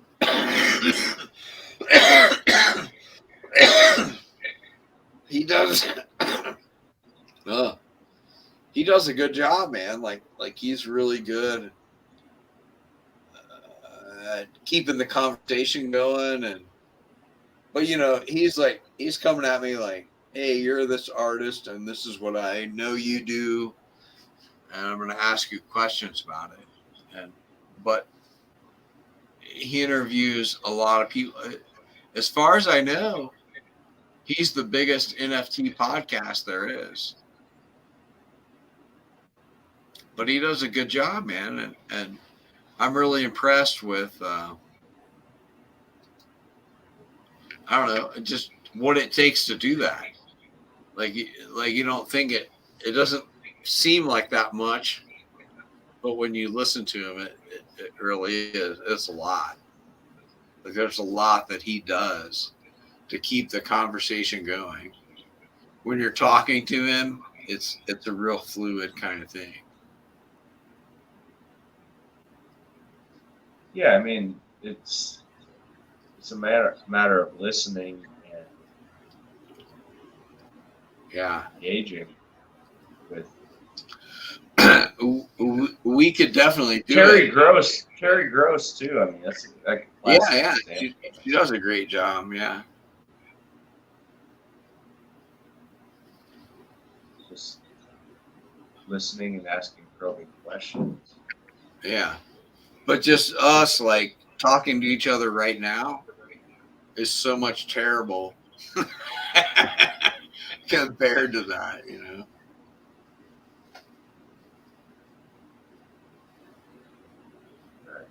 Huh? Yeah, I concur.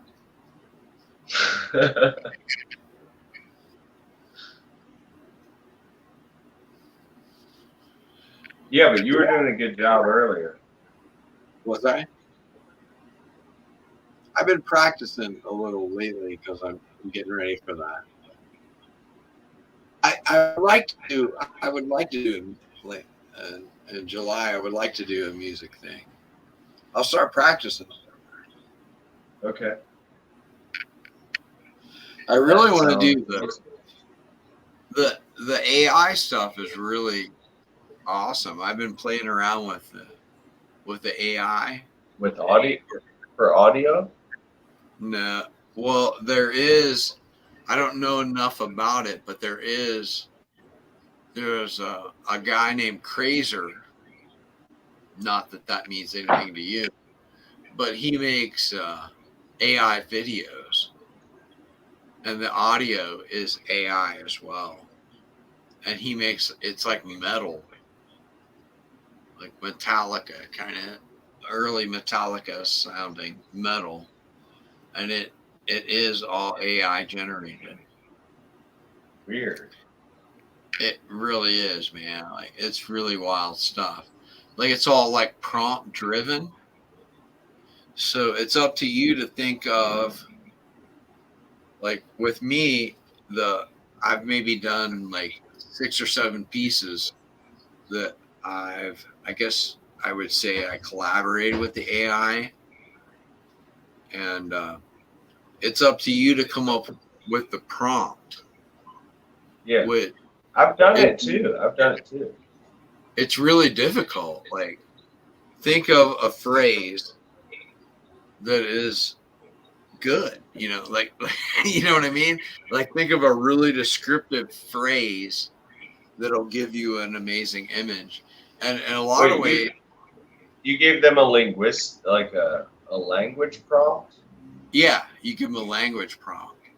And that's why that's why I really like the AI bot, is because if you think about it, like the language prompt in a way is what you're trying to achieve uh, as an artist, like you look at my painting, I want you to see this. So perfectly articulate what you want someone to see, and then give that to the AI and see how it interprets it, and then incorporate that into the final piece. And it's a really interesting interaction. And what has been the most interesting to me is nobody sees it that way. They see it as, I'm not an artist. Like this is how the AI is being used so far in space. I'm not an artist, but I can come up with a phrase, and the AI produces something that looks really cool. And they're minting that like crazy. And right now, that's the hot thing. And the AI is really weird. You can tell it anything you want to tell it, and it'll produce an image. But it has the same style. You know what I mean? Like no matter what you tell it, it has like the style. Like you could pick like how you could pick my artwork. That's the AI's artwork. So it's an inferior way of producing something new. But if you are somebody that's able to produce new and unique things, like those pieces I showed you a few weeks ago, they're built out of hundreds of layers. So now what I have done with the last 10 or 12 pieces is, instead of searching the internet for pieces, I try to like concentrate and think of the phrase that I would search for, Instead, I would give that phrase to the AI and let it interpret that phrase. And then I put that in as one of 99 layers. And then I build on top of it. And it blows my mind that nobody else is doing that. To me, that's like the first thing you would think of, but nobody's doing that. Like of all the work I see that's AI, nobody else is doing that. And I've been showing some of those pieces, and they've been some of the most popular pieces I've ever showed. And it's obvious that somebody understands that that's what I'm doing. It's like a hybrid AI. Yeah, and then using the AI to generate the most appealing thing possible. Well, I'm just using the AI. Like I would, let's just say I would make this piece and it would have 100 layers. Well, 10 layers are AI instead of me just like searching for, before. And what the AI does is the AI can only make images based on what is already on the internet. You know what I mean?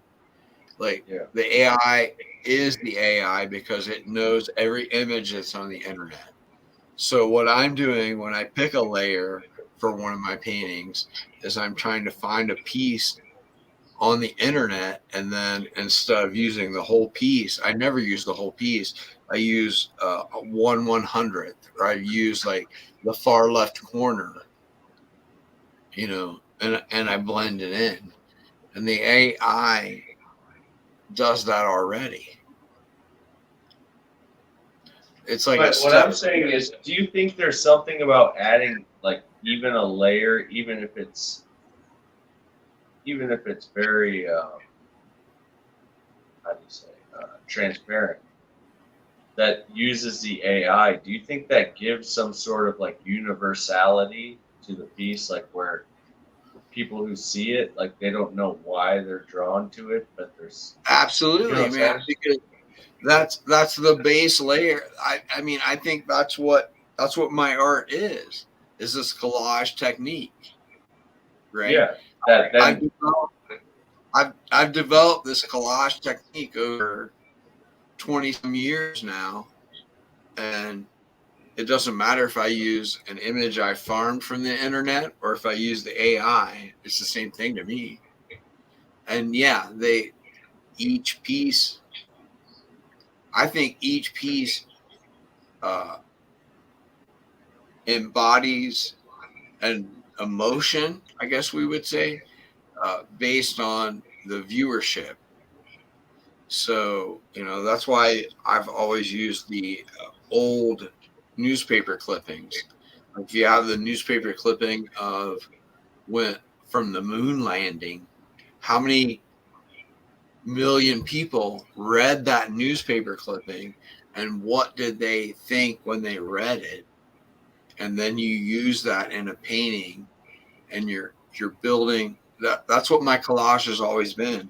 I'm not collaging visual elements.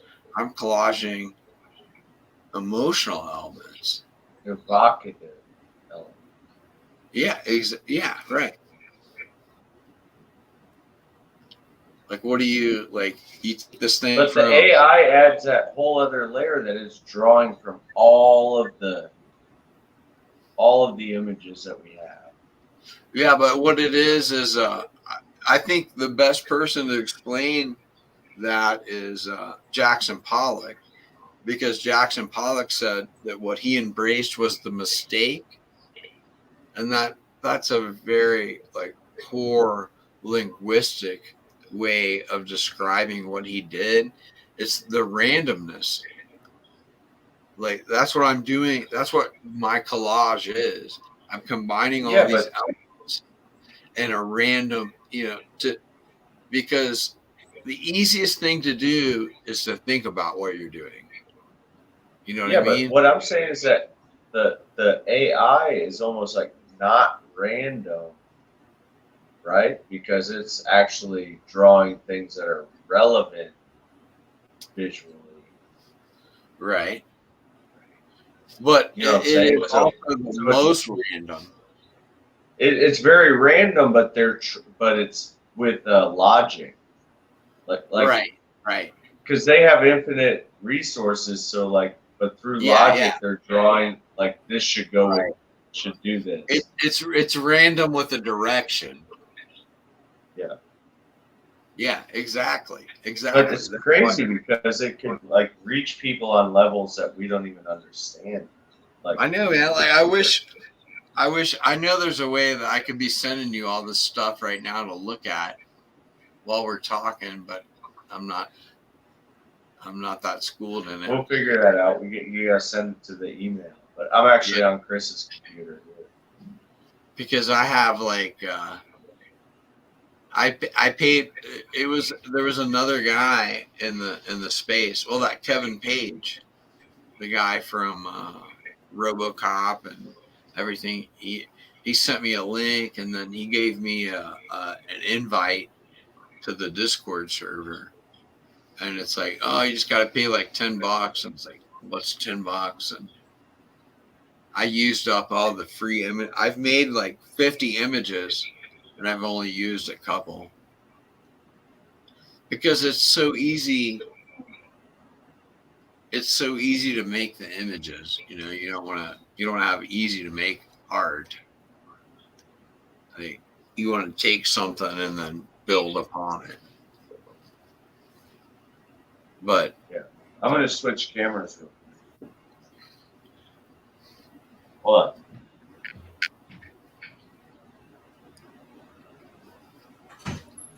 I'm over here now.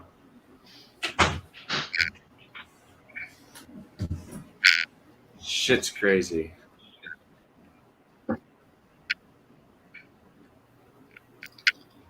oh man. Yeah, but I mean, I the AI stuff is wild, especially the videos that people are making are really intense. Right. That's not a good one. I like this one better, I guess. Except it's just the top of your head. Well, that live. What? I'm live. He's live. He's live and driving. I forget how to make you like the center of the screen. Right there. No, I know, but when I can do like this, but make you the guy that's in the center. Mm. Oh wait, maybe I can do this. Hold on. Wait, what if I click share slides? Oh shoot. Share slides. Your computer. Upload file. Oh man, I think something's getting ready to happen.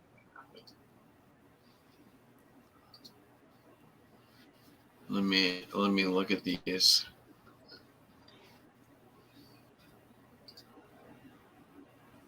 Your name is Sarah. My name is Sarah. I changed it when she was on there. It won't let me. I got this giant file with JPEGs in it. It won't let me do it. I wonder what I'm supposed to do. Hold on, man. I gotta go piss.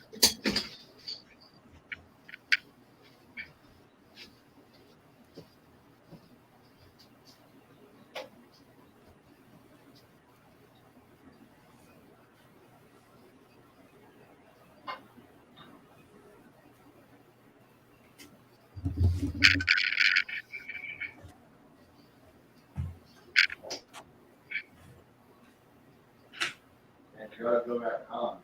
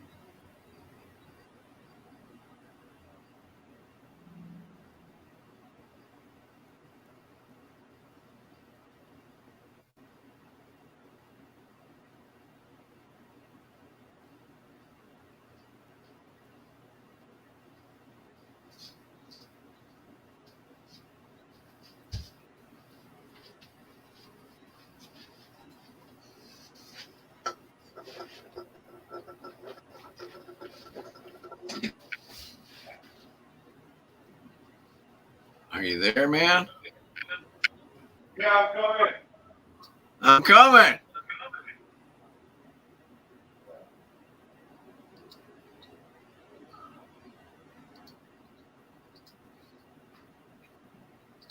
Sorry about that, man. It's me again. You know what I'm saying? Hey, the great whodunit. Tell me about it, That's man. a What's turn. going on? Oh man, I was just mixing some lap steel stuff, and I forced old JD to throw some headphones on and give a listen real quick, Oh, see what he thinks. So I caught him on his way out of the pisser, you know. all right. So what do you guys been working on a lot of music?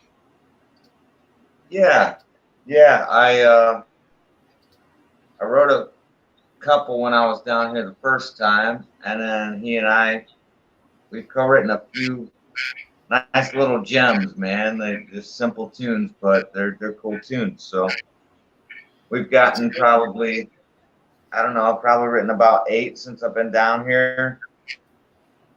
And then we're recording with this guy Dennis. Mm-hmm. I've got 2 of his songs started.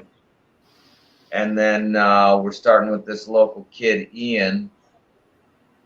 We just like finished writing his last verse. You know, so we're basically just some of these local guys taking their bits and pieces and trying to coach them along and commit it to the record. Yeah, that's good stuff, man. You like that kind of thing, like helping other people out, like.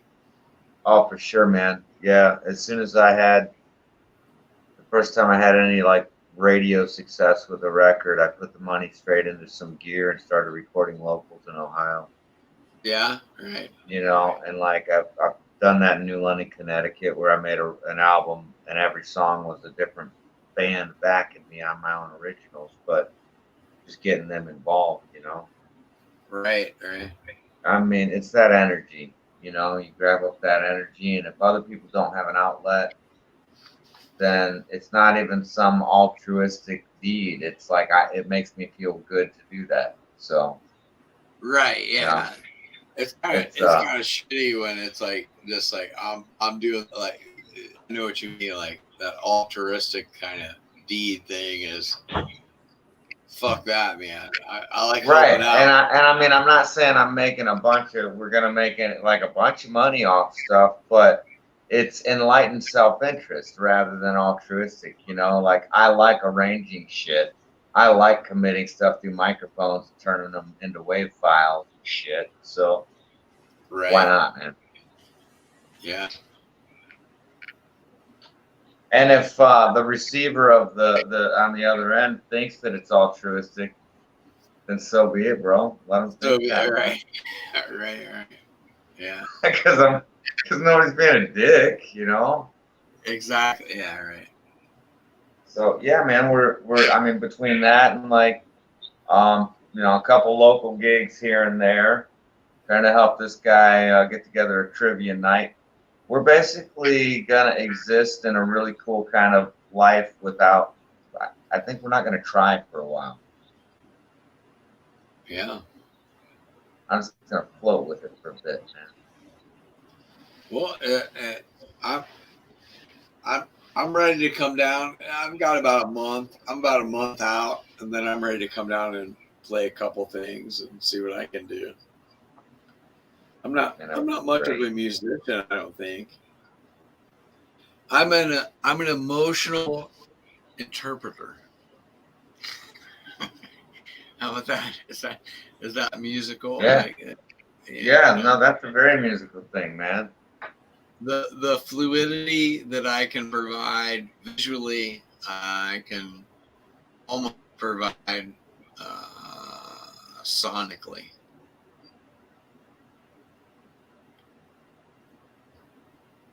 But I'm not up to anything.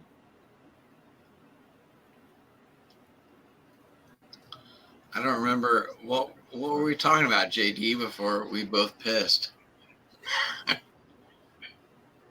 What was it was an interesting conversation. I'm into these that's where it's at. That's what the world's into right now, is like a really interesting conversation. I like that about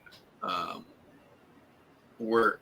Well, I mean, I guess my view of the social media space and the space as an artist right now is that people they're sick of all this, like I don't know what we'd call it, like Motley Crue, Guns N' Roses, Johnny Depp kind of world. They're ready to sit down and listen to somebody that maybe doesn't even know what the fuck they're doing.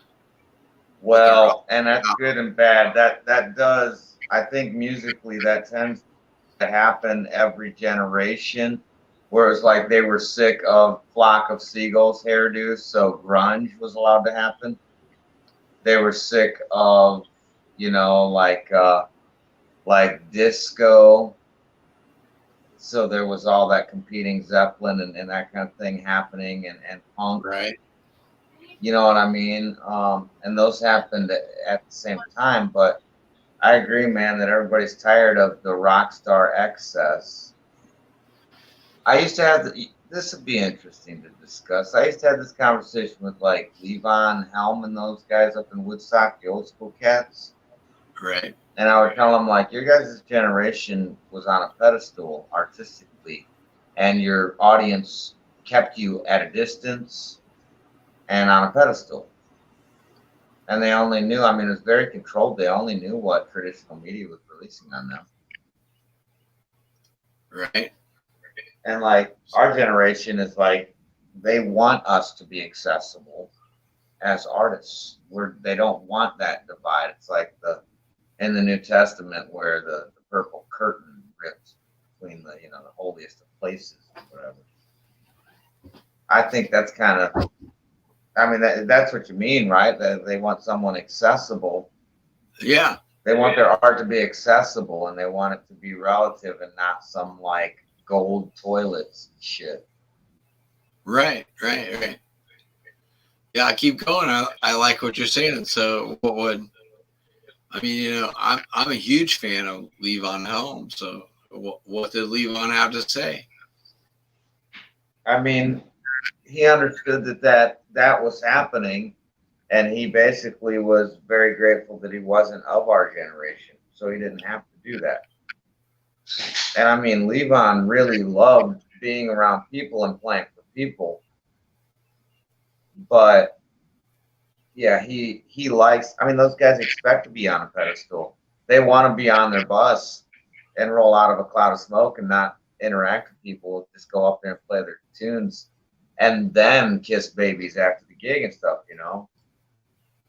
But I don't know, man. They understood that it was a changing world. Those cats didn't care to look too far into the future. Like almost like leave it up to us, you know what I mean? Right. Like that's not my problem. That's gonna be your problem. Yeah. But Yeah.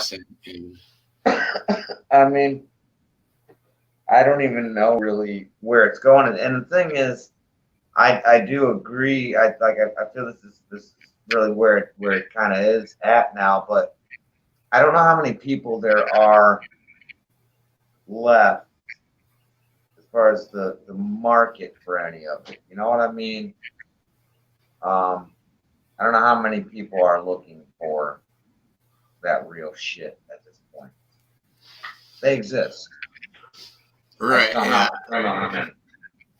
Yeah, I know what you mean, man. Like who's looking for who knows what art is, Well, I write something and I asked Devaney, is this still music? Like, I know I'm writing literature at this point a lot of times.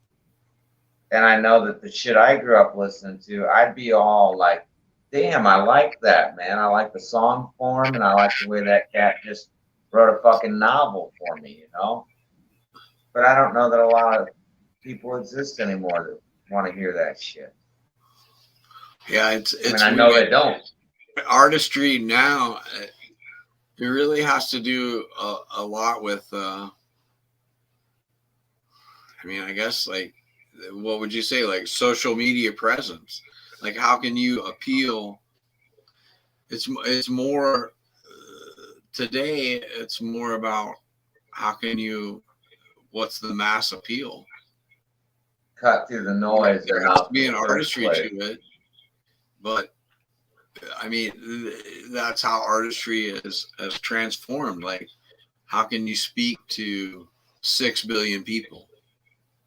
Well, I don't think, knowing myself musically, just speaking from my own experience, and because I'm 46 now, I don't think that I do. Like I'm basically building those little ships in glass bottles, right?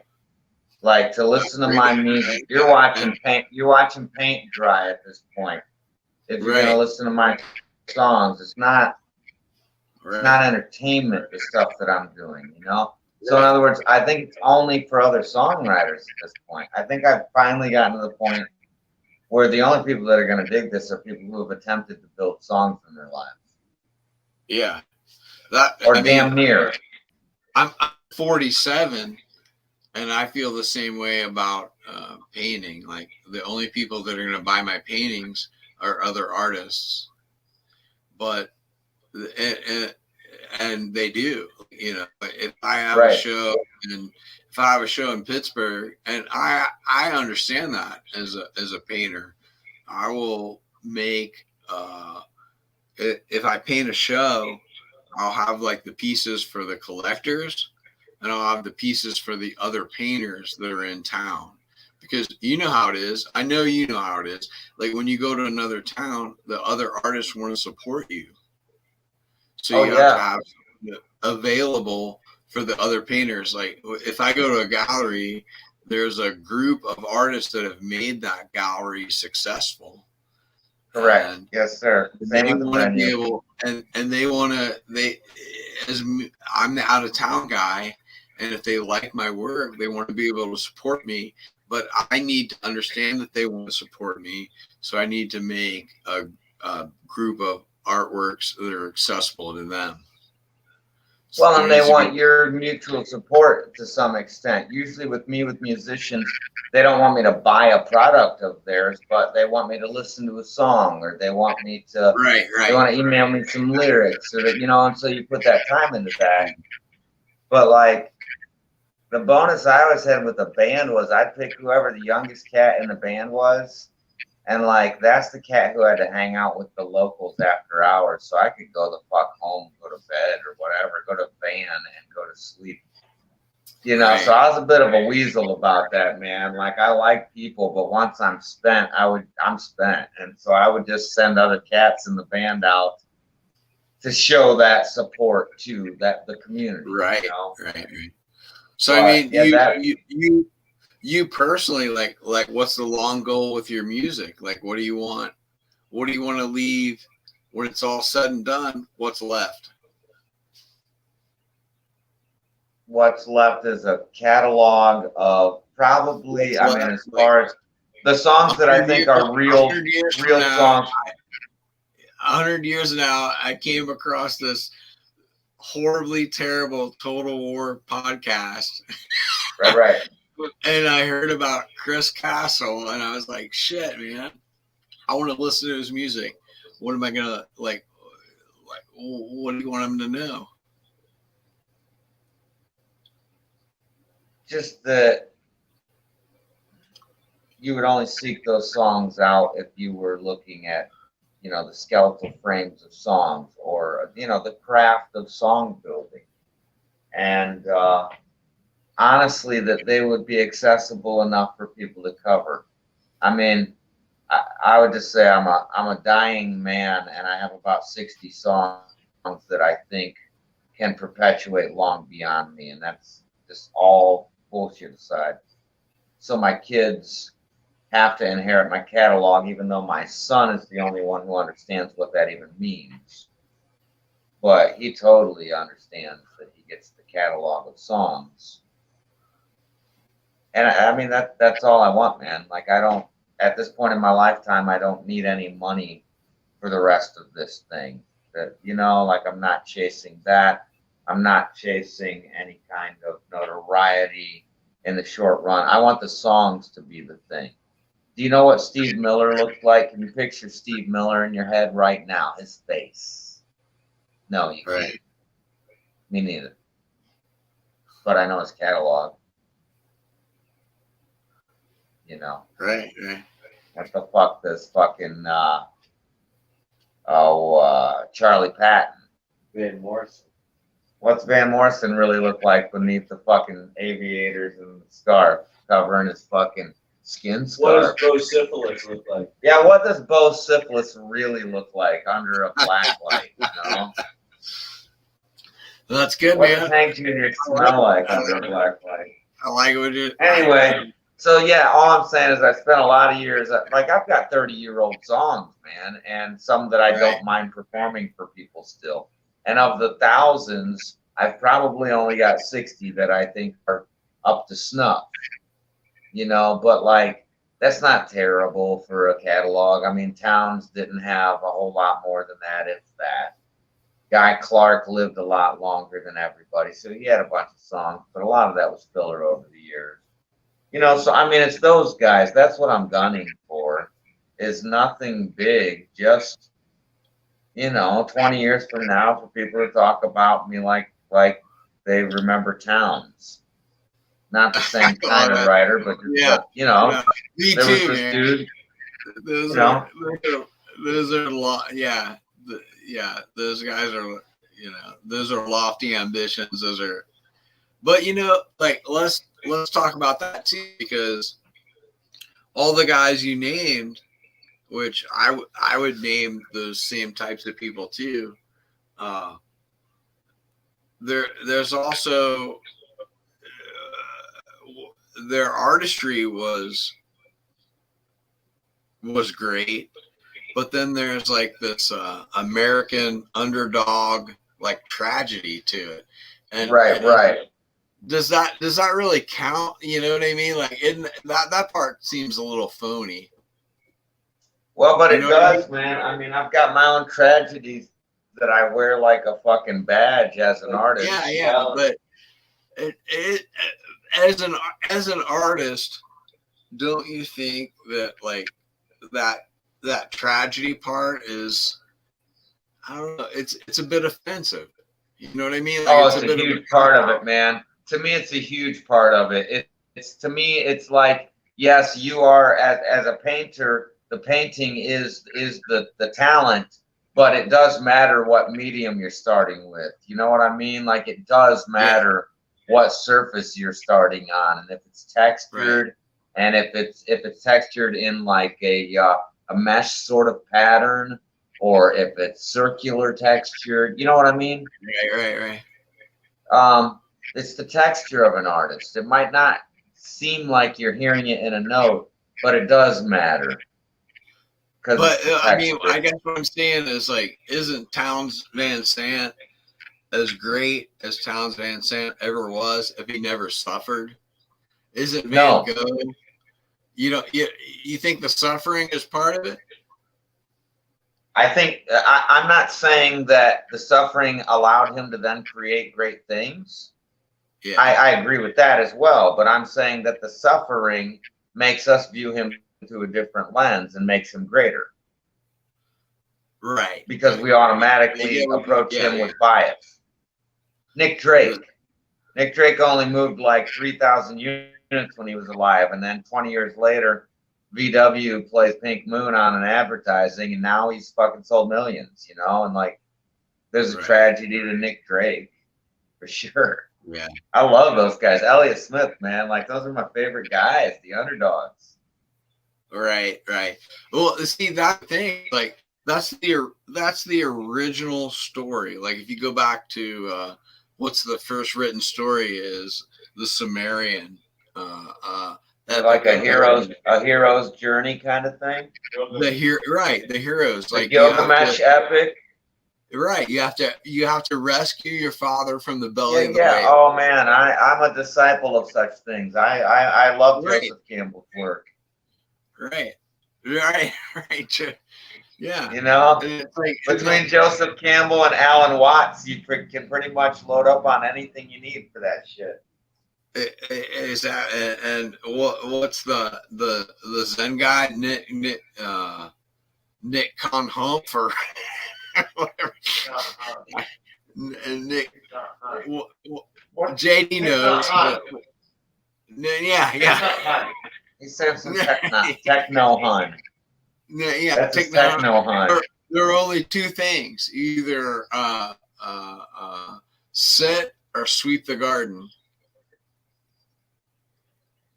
Those are the two options.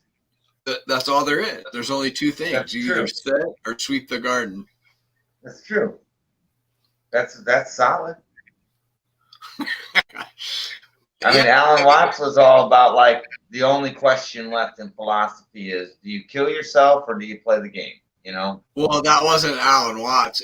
Who is that? JD probably knows that. Who's the philosopher that said that? Who said that before Alan Watts said that shit? Yeah, Alan Watts, that snide fucker with his little fucking snide goatee. Yeah, that English. Those English, all man. Pointy. His fucking Those Tony white people- Stark facial hair. To me, that's what they mean when they say white privilege. It's like, Oh, dude, Alan Watts is certainly white privilege. Yeah. I'm a fan of the man's thinking, but yeah, Right, you gotta approach him knowing that. Right. That's white. Dude, cultural assimilation. That cat thought he was Asian. Right. But I love it. Bob I do Dylan too. thinks he has a little pencil thin mustache, and I love him. Right. I gotta So- find my coffee. I mean, I know in my life, especially, Devaney remembers. Oh shit! I'm saying he remembers, and I can't even think of the guy's name. Piper. I took John Piper home one time, and he didn't want to go into get out of my van and go to his house and his apartment or whatever. And he asked me, like, he was this old ass man. He was probably in his 80s, the most genius painter I've ever known. Like, his claim to fame was he had a show at the Columbus Art Museum in like 65 and sold it out. First sellout show, paintings and sculptures. And I remember I took him home that day and he asked me, he was like, you put all this work into your life and then you die. Where does all that energy go? I'll never forget that. And I feel like I'm grateful that I was smart enough at a younger age to not answer him. Me as an old man, he's like, where do you do as an artist? I've put my whole life. I've spent 60 years pouring it into this craft, and like, I mean, he was a real artist, He wasn't like, oh, I'm trying to be famous. I'm trying to make a name for myself. Right. He was learning the craft, approaching the art goddess the way that one should. Yeah. And he had put all this energy. And I don't know if he was asking me, like, I'll never know. Was he asking me as he really wanted to know what I thought? Or was he asking me as like a test to see what kind of artist I was, I don't know which it was, but I mean, I didn't answer him, but it was like, I remember like, I'm speaking it to you now. So, I mean, it blew my mind, like, what does that mean? Have you answered it in the years since? I think that the answer is that I remember that he asked me. Like, what happens to that energy? I just gave it to you. So what happens to that energy? I gave it to you. So you tell me. It's the same situation. Like, yeah. Do you follow what I'm saying? Like, do I have an answer? No, like a verbal answer. I pass that on to you. So that now that's the answer. Is that you passed it on to me now, and then I'll be able to pass it on to another. Right, right. It's that data, that information. You know what's crazy is that the first thing I thought was, why the finality of death? Like, what happens to that energy when you die? To me, it's like, what was happening to that energy the entire time? This man was putting it onto canvas or onto paper or onto whatever. Right. So it's not like when you die in that moment as an artist that then the art energy, you know what I mean? Yeah. Very, very trick question kind of thing in the first place, because this guy answered his own question. He's been pouring it. Where does the energy go? Where has it gone this whole time? Right. You've been pouring it out there for everyone this whole time. Right, right. And it remains there. Yeah. As long as And you, it's become a mental. Every time you look at the work, you see it, or every time you listen to the work, you see it or hear it. Right. You know how potential energy turns into kinetic? Well, you have the potential energy as the creator, and then it's kinetic energy when you're creating. But once it's fixed, then it's potential energy, so that when the viewer views it, you know what I mean? Then there's a mental kinetic energy born of the potential that was fixed. That's some crazy shit. As I mean, this is totally unrelated, but we've just connected on the genius of what he asked me. But as a visual artist, if I ever sat down to like tomorrow, I'm going to get up and I'm going to paint a chair, and you look at it and it's a chair, that's propaganda to me. As an artist, if I'm putting an image in your mind, that's propaganda. That's it is propaganda if you are directing one's thoughts. It's why a lot of times So do you do that with your songs? Do you think you do that? Do you think you're trying to direct a thought, or you're directing what would you call that, an interpretation? It's part of my problem with, it's part of the reason that I'm not mainstream, is that I'm directing them to look at the art. Right. You know what I mean? I'm not selling them on the idea. I'm presenting my idea and hoping that they see that it was presented in a master craft sort of way. You know what I mean? It's not, I mean, if I'm telling somebody about something that happened in my past in a song, I'm not trying to make them behave like me. I'm just trying to explain myself to someone in a way that demonstrates craftsmanship. Yeah, I mean, you can propagate that you want them to see a chair, but I mean, you're not trying to get them to go buy a chair, or you're not saying that couches suck and only chairs are the best. Right, right. But if you're trying to make them, in my opinion, if you're trying to make them see a chair, that's the same thing. See, that's some heavy shit. See, that's at a different level, man.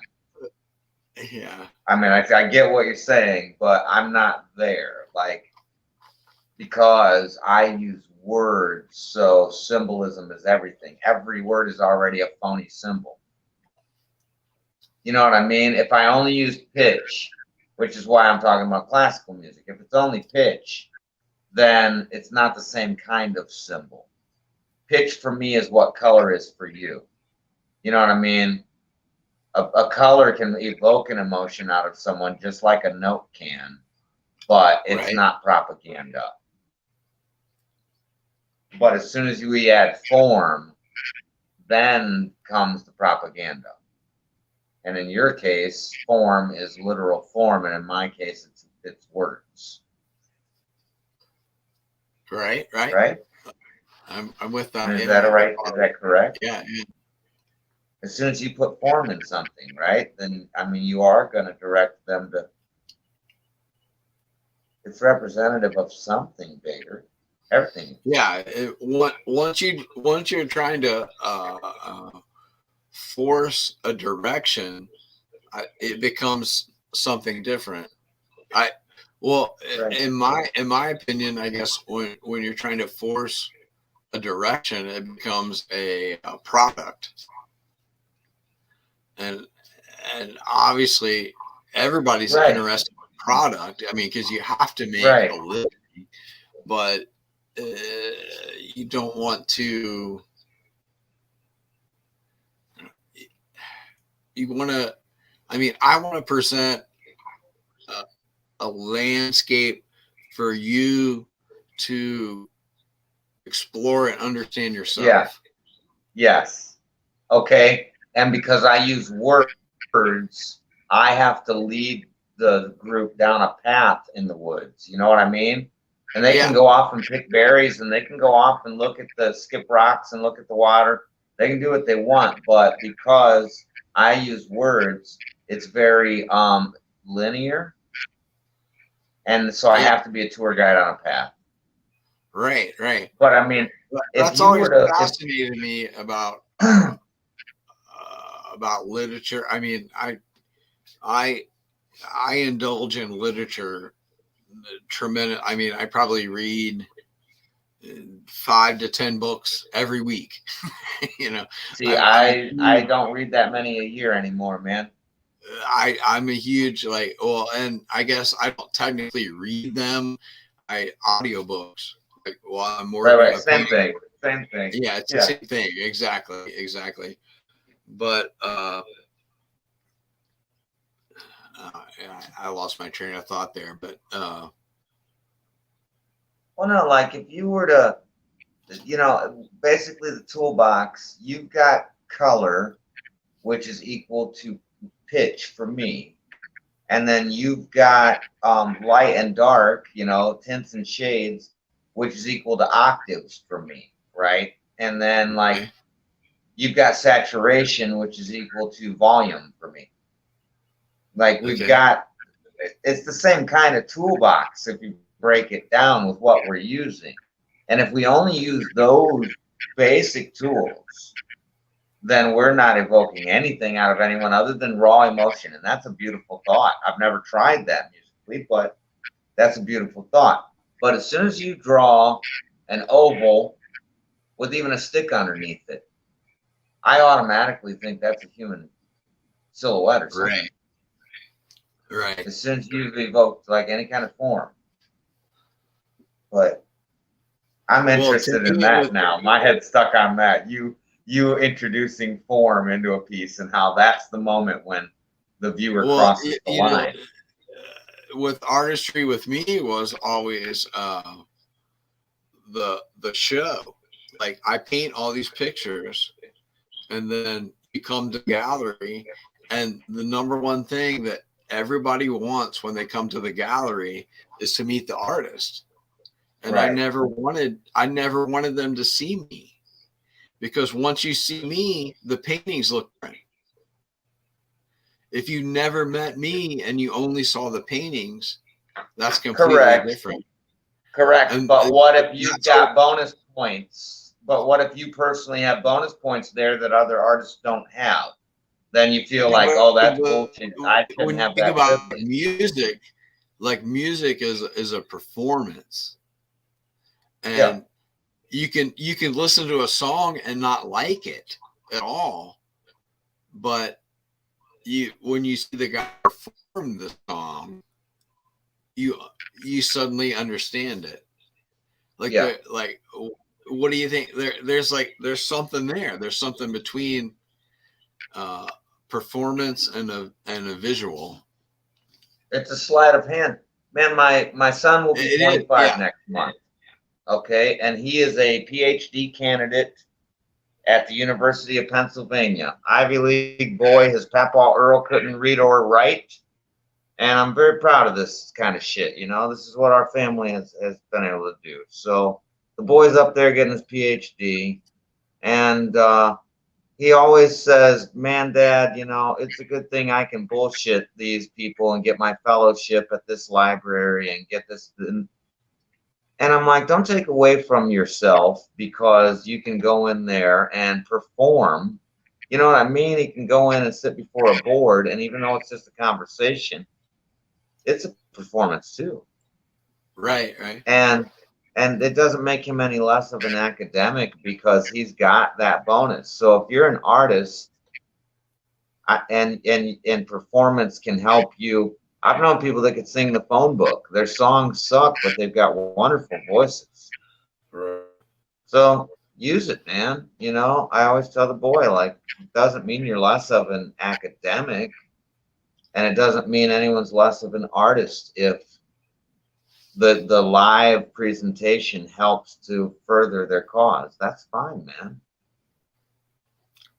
Right? I mean, it's another tool in the box. If you've got a personality that when you're doing a show and people like your personality more than 3 other artists, then so be it. That doesn't mean you're any less of an artist. Yeah. Yeah, I get what you're saying. Maybe. You know, I don't ever say anything definitively, man. You'll learn that about me. I'll say things, but I don't ever believe anything. Right. They shouldn't, like a person who's stuck in their views is stuck in the past.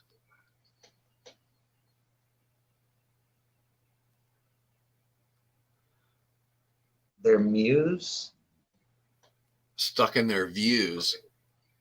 Like if you think they're stuck in their views. I got you. Yeah, then you're stuck in the past. Yeah. Yeah. You're always evolving and changing and understanding. That's this conversation. I'm evolving and understanding by speaking to you. Yeah, absolutely. Total War, man. This isn't crazy at all. This is Total War. We have failed miserably at because Total War isn't total anarchy. No. This is Total War. This is the truest Total War there's ever been. Yes. This is the epitome of Total War. So, what do I want to say? I love posing all these questions just because, I mean, you know how to ask me. You pose a question like, what's a question that you have as an artist that maybe I have an answer for? I don't. Well, I mean, I was already stuck on the like similarities in what's in the toolbox, and like, yeah, okay, how about this question? Like, do you like to have a million tools in the box, or are you one who would rather limit yourself to a 2-inch angled brush and maybe a fan brush and see what you can do with that? Like, do you prefer to keep, you have a lot of tools in the box, do you prefer to use a lot of them, or do you tend to, like with each project, find a suitable tool and just stick with it out of pride for that one tool? Does that make sense? Yeah, I totally understand what you're saying. So my approach to that is, I guess we'll go back to the Total War. My approach is Total War. I try to destroy everything every time. Like instead of saying like, these are my tools and this is how I make something, I say, this is my tool and this is how I made something the last time. I want to completely annihilate that. And I want to see what is, I like, I guess, what is traditionally as a visual artist, they call that like embracing the mistake. I want to go ahead. I want to annihilate everything I've ever known. Like, okay, I know how to do this. Now I want to say, what is the opposite of that? Right. I don't use any tool. I want to embrace and master a tool, and then I want to throw that away and say, what if you were a master at the 2-inch brush? I'm a master at the 2-inch brush, and that's all I know how to do. And now I'm saying, fuck the 2-inch brush. Like, what if, Right. what if you could use everything except the 2-inch brush? Right, exactly. Okay, so then that said, do you do that by creating in pairs, like, and then stepping away and then starting afresh with a new creative thought, or is it an ongoing, like, you know what I mean? Is it so polar Yeah. opposite that it has to be a coin? You have to like do one piece and then do its bizarro world twin, polar opposite. You know what I mean? Like I know like what you you're saying. do a Yeah. piece No, and then you I follow try that with not the to do next that piece. because to me, like, if you did it that way, that's the same You're thing. still being ruled by the previous piece. Yeah. So I try Yeah. to totally I got random. you. Right. Oh man. And I mean, and I love it. And I love to embrace. And what I do is, when I find something that is random, I practice. I practice the randomness. Does that make sense? Yeah. Like the closest thing I can compare that to would be like the old Japanese guys with the sumi paintings, where it's like, how can you make one brush stroke that expresses everything?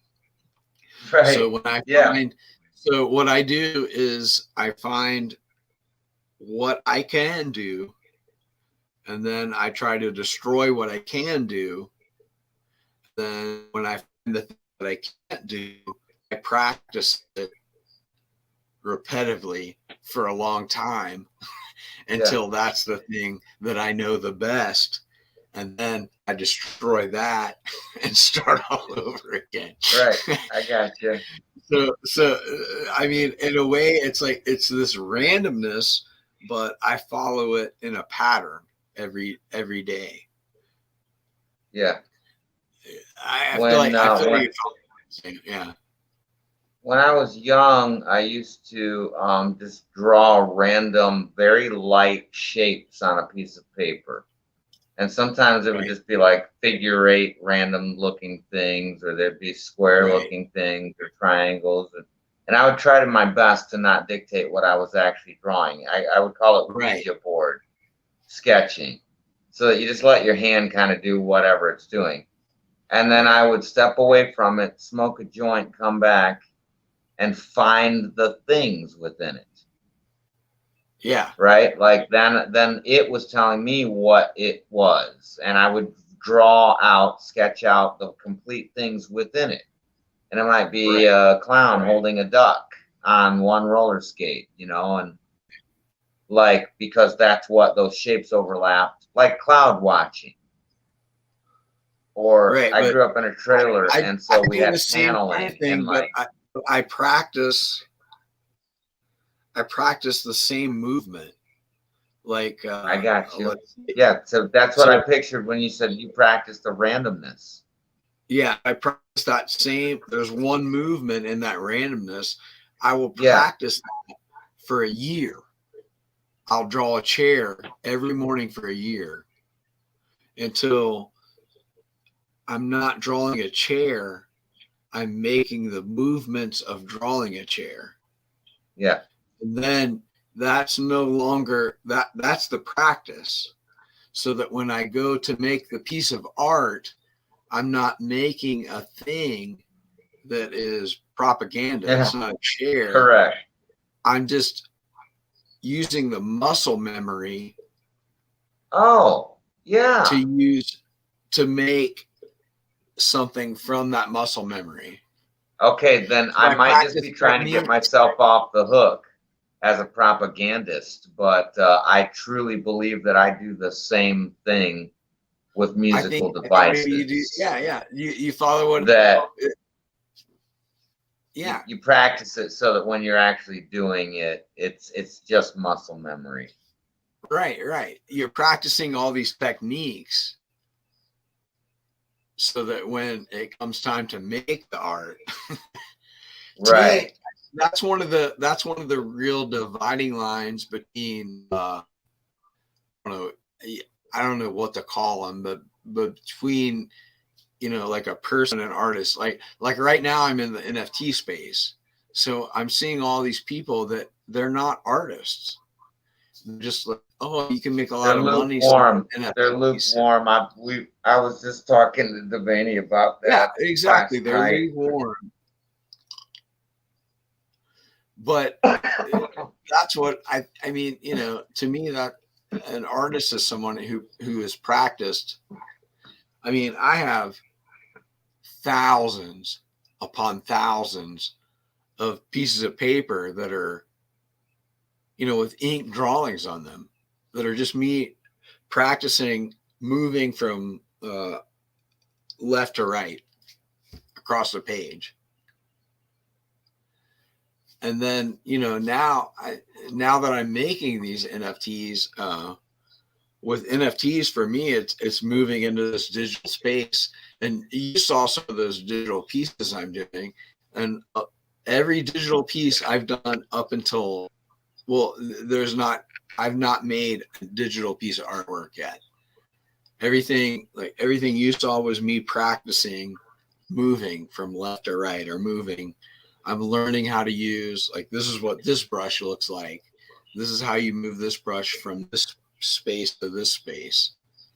And, you know, that's all I'm doing. And Right. it's really interesting to me because in this digital space, art has changed and become like a value proposition where, you know, I've realized that just because I've been in the space. I've been selling paintings for 20 years.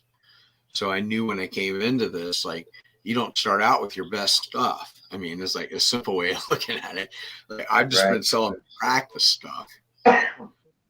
And there's a value proposition in that, saying like, okay, I've been practicing because I've only been making digital art, and what I've shown you, I'm not even a year into making that. Right. I'm 20 years into making art, but I've only been doing this for a year, and I'm starting to get a real mastery of it. And now I'm ready to make something. Will take, you know, everything I've shown, everything that Devaney's seen, that you guys have seen, is like an hour. This is what I can do in an hour. Right. Right. Now I'm going to show you, because it's practice. I'm on that for $1,000. So now I'm going to show you, this is what I can do when I spend a week on something, when I spend like 80 hours on something. Right. And that's a lacking in the space, is people don't understand what art is. And they look at different things and they don't understand why this costs more than this. And they're like, well, you've made 50 pieces. Why is this one more valuable than the other? And it's like, well, the reason you're saying why is the 51st piece not more valuable than the first piece is because the person that made it's not an artist. And now, right, I've made 50 pieces that took an hour, and now you're looking at a piece that took 50 hours. I don't have to tell you that. You're going to know it, even as a novice, if there is such a thing. Like, and that goes back to that building ships, tiny ships in glass bottles. Right. I mean, if you look at that, you know. That's exactly what I'm trying to do with art, man. You and I think, are trying to do the same thing at this point in our lives. Yeah. And it's funny because we're pretty much the same age. It's me and you. It's like me and you and a million other people. Well, I mean, not, you know. Right. I don't think there's that many. Art has become so confounded with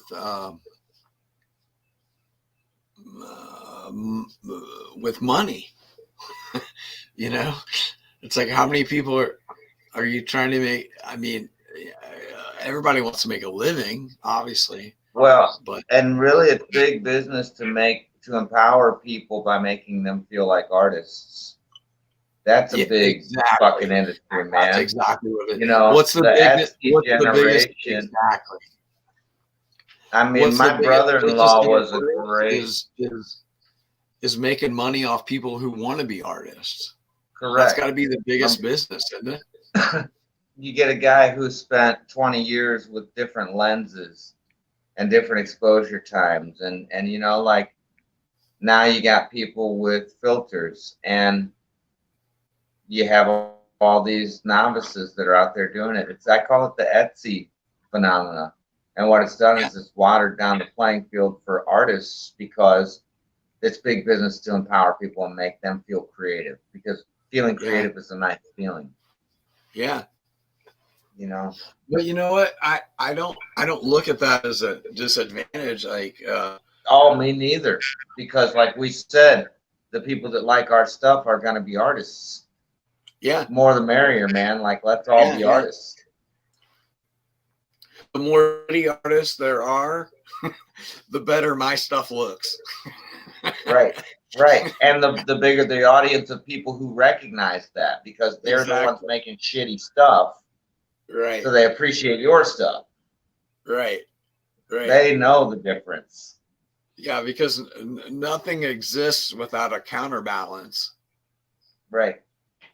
So the more opposite there is, the better off I am. That's how I see it. Indeed. And I mean, things like Cricut, you know, the little vinyl cutter.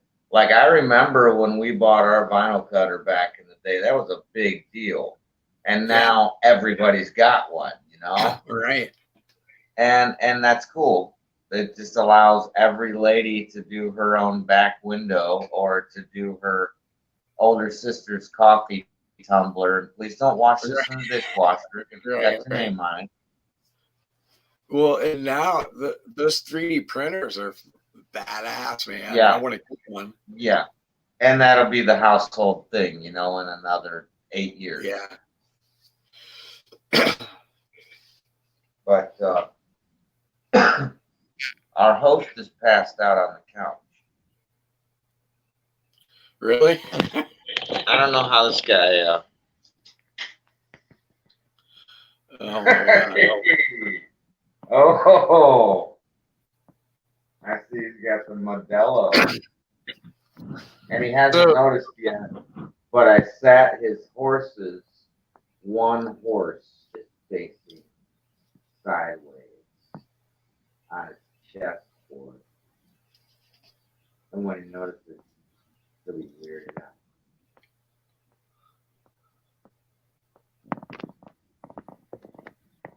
out. So, when are y'all coming to see us?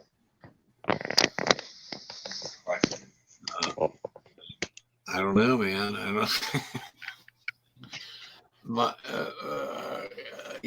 My life is not my own schedule. I don't.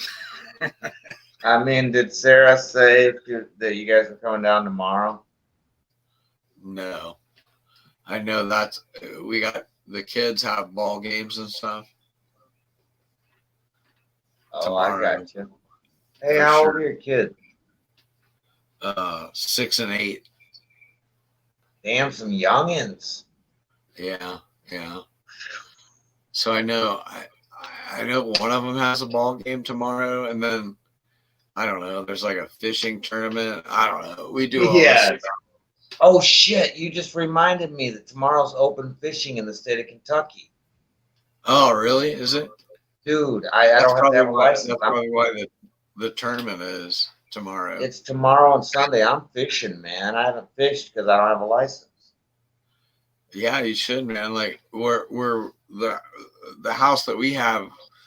I built a big floating dock. We have a lake in the backyard. Yes, it's nice. I got a little rowboat and a big floating dock, and we go down there. And the kids, you know, a kid can catch a bluegill for the rest of their life and just be so happy. Oh, dude, I used to love catching bluegills. Right. Well, I mean, y'all ought to think about when you can get down here. It would be cool. I mean, I am a hermit, you know.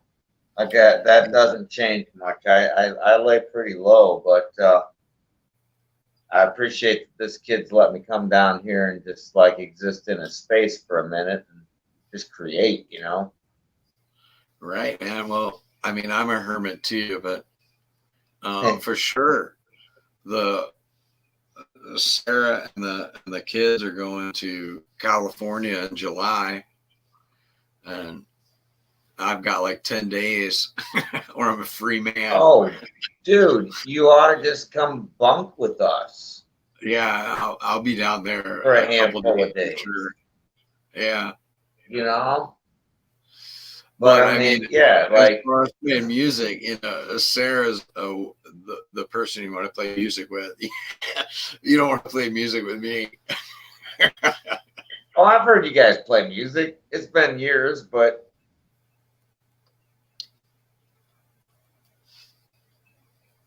I've enjoyed listening to the music that y'all have made over the years.